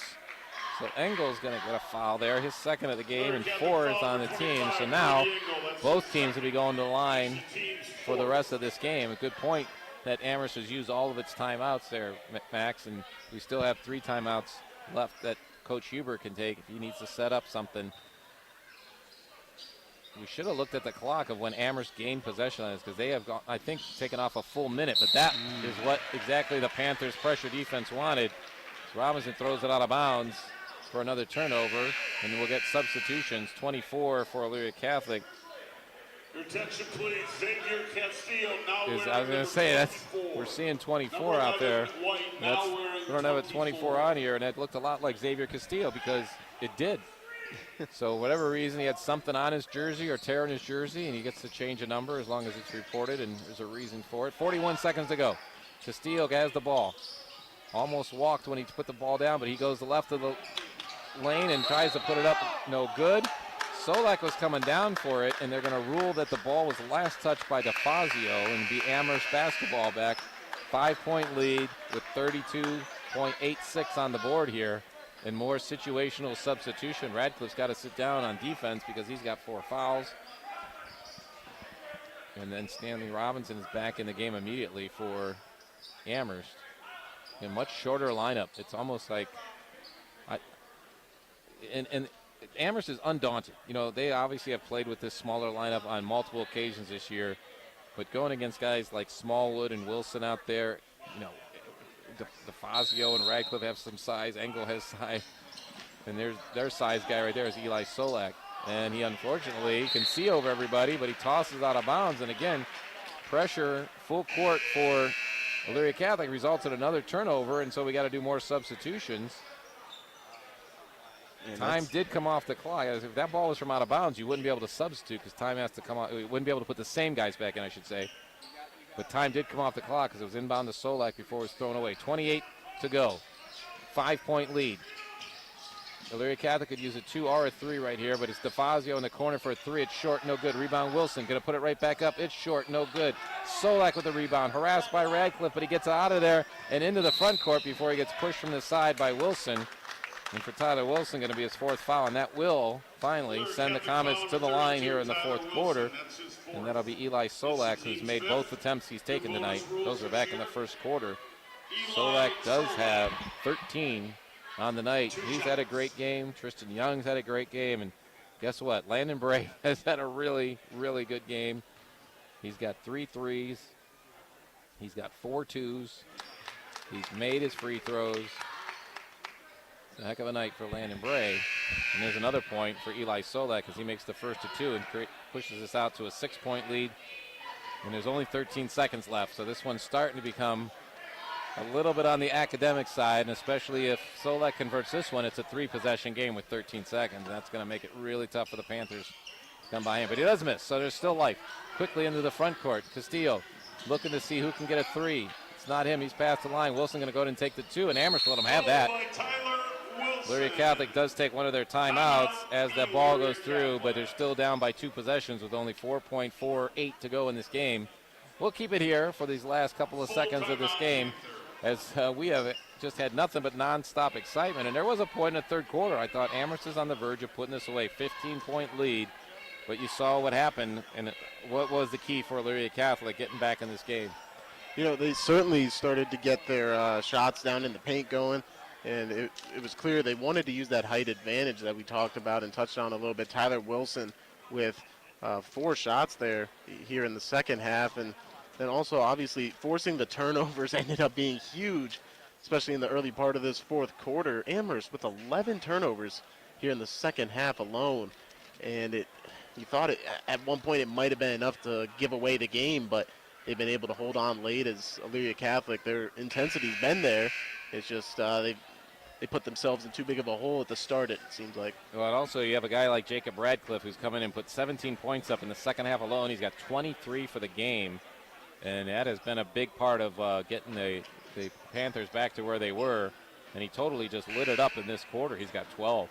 But not enough, because Amherst still has a 4-point lead as the Comets return to the floor. They're going to, again, face that full-court pressure from Elyria Catholic that has created turnovers on 2 of the last 3 possessions. And then the other one was a missed shot. Going for that long pass to Young. He corrals it in front of Castillo. Castillo harassing him on the sideline, but the clock's going to run out.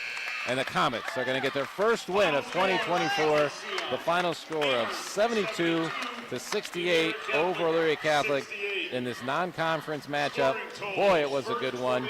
You see it coming across the center of the court. Jim Piazza, he's the athletic director for Elyria Catholic. We appreciate everything the staff does here to host us. We're going to come back again soon, so we'll talk about that too. So stick around for our Peace, Love, and Little Donuts post-game show, and we're going to have that right after this on the Lorain County Sports Network.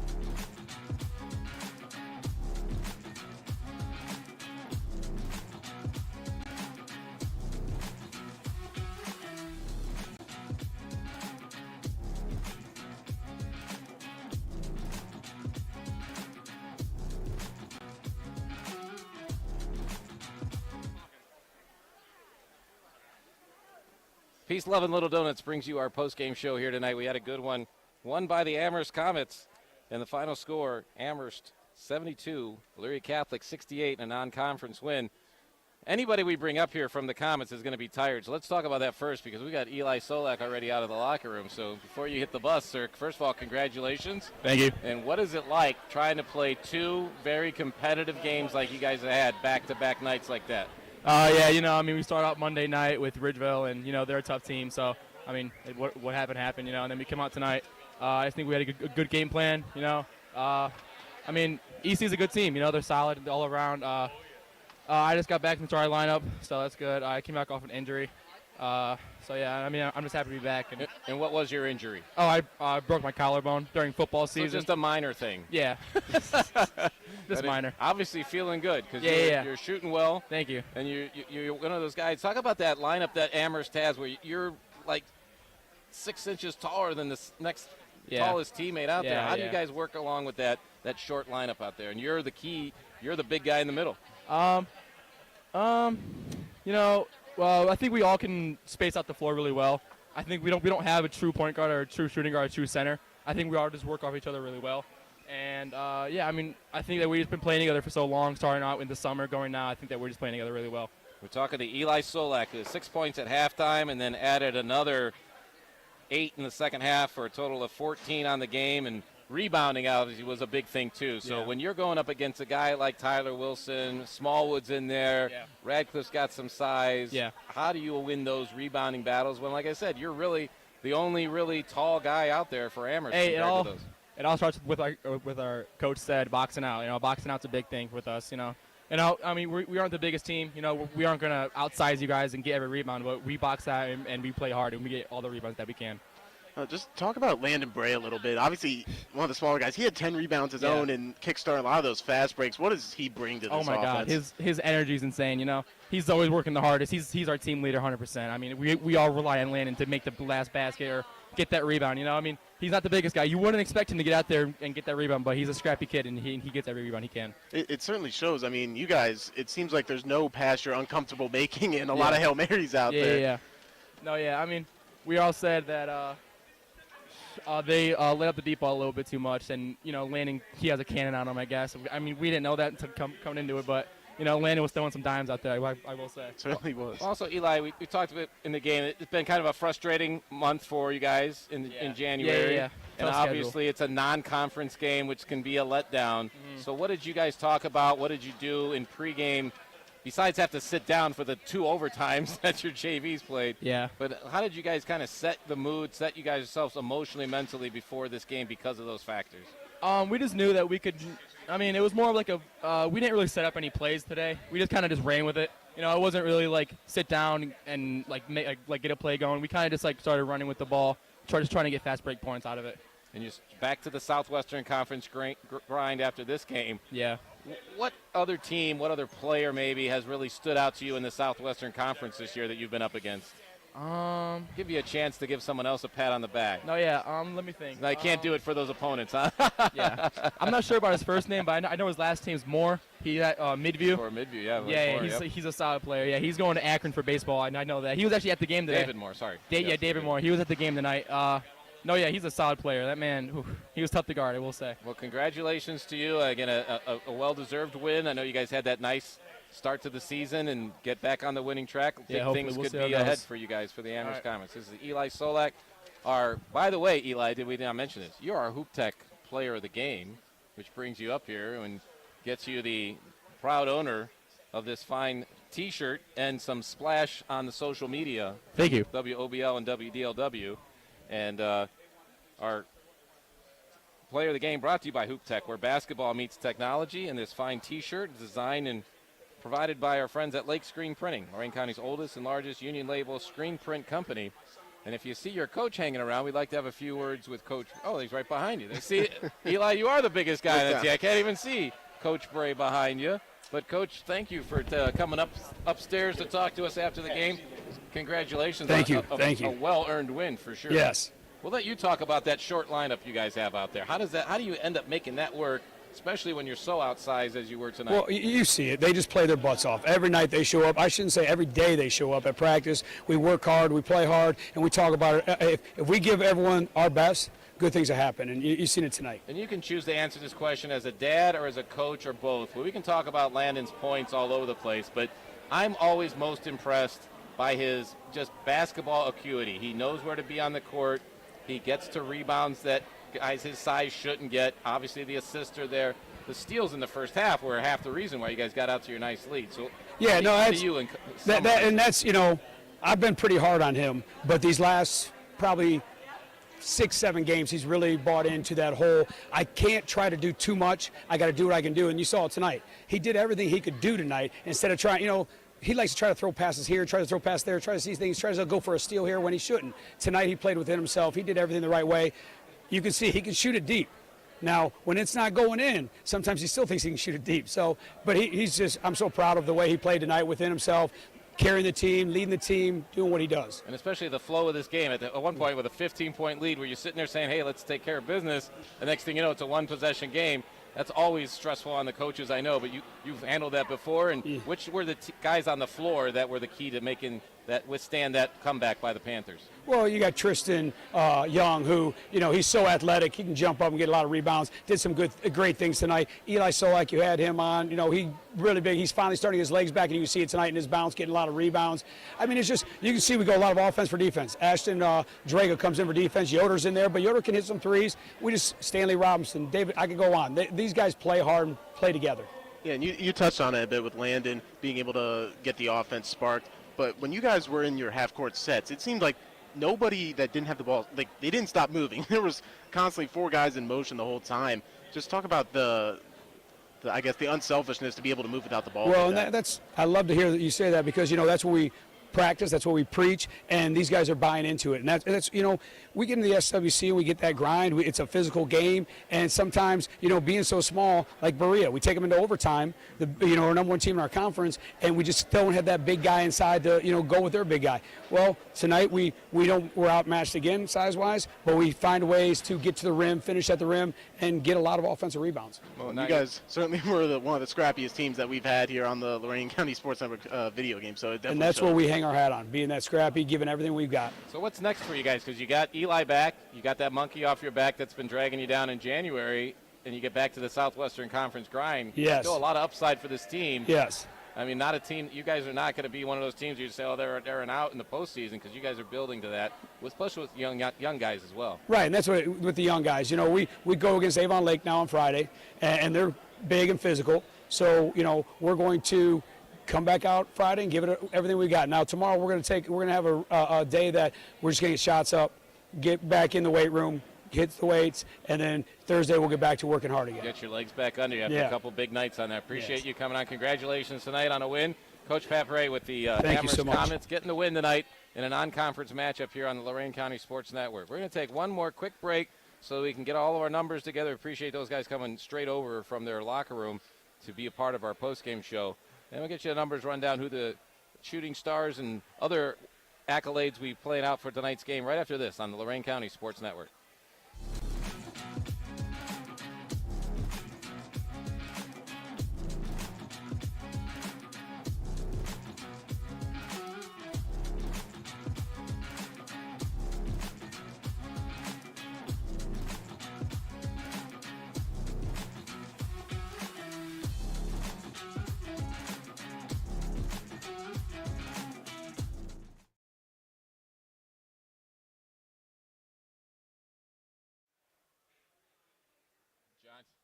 John Guzik and Max Drummond back here, wrapping things up here from Elyria Catholic, because that banner right there used to be a different banner that hung on the middle of the gym, and it always has taunted me for 40 years, and now they've actually moved it closer to our broadcast area, I think, just to really kind of make sure I don't forget about it. But that team ran over us back in 1983, and thankfully it was on the way to a state champion. It doesn't make you feel as bad when you get beat up by a team that ends up being the eventual state champions, but those Southview Saints weren't exactly getting great output on the football field back in those days, and the Panthers definitely did, as there's a bunch of those up there. And tonight, though, basketball-wise, it was the Comets that come out with the win. Let's run down who made up those points for those winning Amherst Comets. They had quarters of 20, 21, 20, and then a final quarter of only 11 points, but enough to hold on to the game. Total of 72 came off the hands of Ryan Yoder. He came off the bench to put up 7. David Dudziak had 6 for the Comets, and all in the fourth quarter when they needed some help down the stretch. 3 points for Ashton Draga. Stanley Robinson also hit a three-pointer. Talked about coach's son, Landon Bray, the 5'9 senior, 19 points. And then Tristan Young, also a great night, 17 from Young.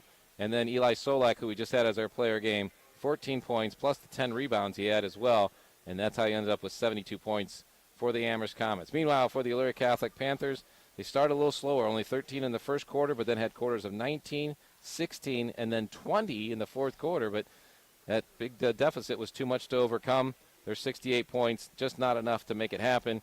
Jacob Radcliffe, kind of a slow start, had a 3 in each of the first 2 quarters, but it ends up being their leading scorer with 20 points on the night.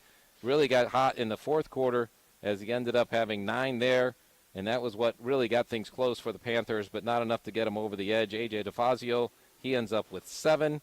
Purvey Smallwood held to only 2 points, 1 basket in the third quarter. That was definitely due, one, to the defense by the Comets that they had on him, but also they were making him work extra hard on his defensive end. Teddy Budinger came out, hit 1 each, a 2-pointer and a 3-pointer for a total of 5 points. Xavier Castillo ended up with 9, as did Brady Engel. And then the second leading scorer for the Elyria Catholic Panthers will be the big guy, 6'4", Tyler Wilson, ends up with 16 points. So between Radcliffe and Wilson, they had the offense going in the fourth quarter, but just not enough in that first and third quarter to make it happen. And that's how things ended up as we continue on with the Peace, Love, and Little Donuts post-game show, and takes us to our rebound report, which was a big factor tonight because the much smaller Amherst Comets really battled on the boards. And the rebound report brought to you by Romeo's Pizza, locally owned and operated in LaGrange and Lorraine.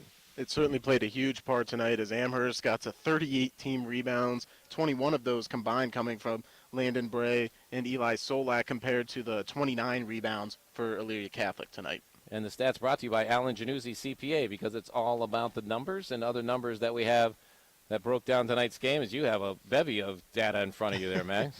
Trying to keep track of it all. You know, they were moving so fast out there, but Amherst ended up with a 3-point advantage at the free throw line, and then over in the turnovers, kind of talked about at the end of the fourth quarter, 17 turnovers on the game for Amherst. Somehow they overcame that to the 11 of Elyria Catholic. So those full court presses and active hands on defense, really, they showed up tonight. Yeah, I think it was enough steals in that first half by the Comets that let them put up with those turnovers down the stretch, but the Panthers take advantage of that. We also award our shooting star of the game, brought to you by United States Air Force. Aim high. Visit Staff Sergeant McCraven in Avon, or airforce.com. And thanks to Rebecca, who's coming in to do some stats for us tonight. We know that Landon Bray was 7 out of 14 from the field, and he dropped them in from three-point range, including a couple deep ones from the volleyball line, as well as from inside the arc, and made both of his free throws. So he's our shooting star of the game, and he was also the leading point getter for the Amherst Comets, putting up 19 tonight. Going to head to the wrap-up part of our program today, and again, we're already at 9:45, so they're dimming the lights on us, and we're the last ones in here as usual, but late start because of a great freshman game. That was a 2-point win by the Comets, a 9-point double overtime win by the Comets in the JV game, got us started late, and then a 4-point win gives the sweep to the Comets tonight. Amherst, like Coach Brace said, will be going to play Avon Lake next as they get back to Southwestern Conference play. Road games against the Shoreman on Friday and Olmsted Falls on Tuesday. Meanwhile, Elyria Catholic going to continue this non-conference stretch as we are going to have them on WOBL this Friday right here from Elyria Catholic Coliseum against Open Door. And then on Saturday, they're going to play at Lorraine High, also a non-conference game with the Panthers trying to get themselves strengthened up for the postseason run that Coach Eric Rothgary gave us a nice overview at the halftime show. Really appreciate him stopping by and giving us that explanation. As I mentioned, WOBL, I'll be with Dave Rivera right here as the Panthers take on Open Door. On Friday on WDLW, they'll be at Lorraine High School. And interesting that they're going to play Amherst on Saturday night, but on Friday night they'll be playing at home against Shaw, and also on WDLW tomorrow. This will be a good one. Number 14 in the state is Keystone, and they are still undefeated. This will be a girls' game at Clearview tomorrow night. That'll be on WDLW, and we're talking about trying to mic me up for that game because I'll be running on the court for that one. And Don Vincent and Maria Janasco will be able to make fun of every call I make and question everything that happens on the floor. But it's Keystone and Clearview and an undefeated Keystone girls team. I don't know the last time we were able to say that about a local team this late in the season. So good luck to them. And make sure you're with us here on this Lorain County Sports Network YouTube channel. Next Tuesday, we'll be live from Elyria. And this will be Southwestern Conference action against Avon Lake. And, man, that is really shaping up. We knew that was a big game when the schedule came out, but as the season's gone on, that is going to be a knockdown, drag 'em out from Elyria. But you don't have to do anything except tune in right back here on the Lorain County Sports Network and get us on YouTube. Thanks to Rebecca, Edwin, and Michael behind the scenes for getting everything done. Max Drummond, great job putting us everything together. And somehow or other, we got through another very exciting night of high school basketball here. Non-conference, again, the final from Elyria Catholic. The Amherst Comets 72, the Panthers 68. And that's going to wrap it up. So have a great night, everybody, from all of us here at the Lorain County Sports Network.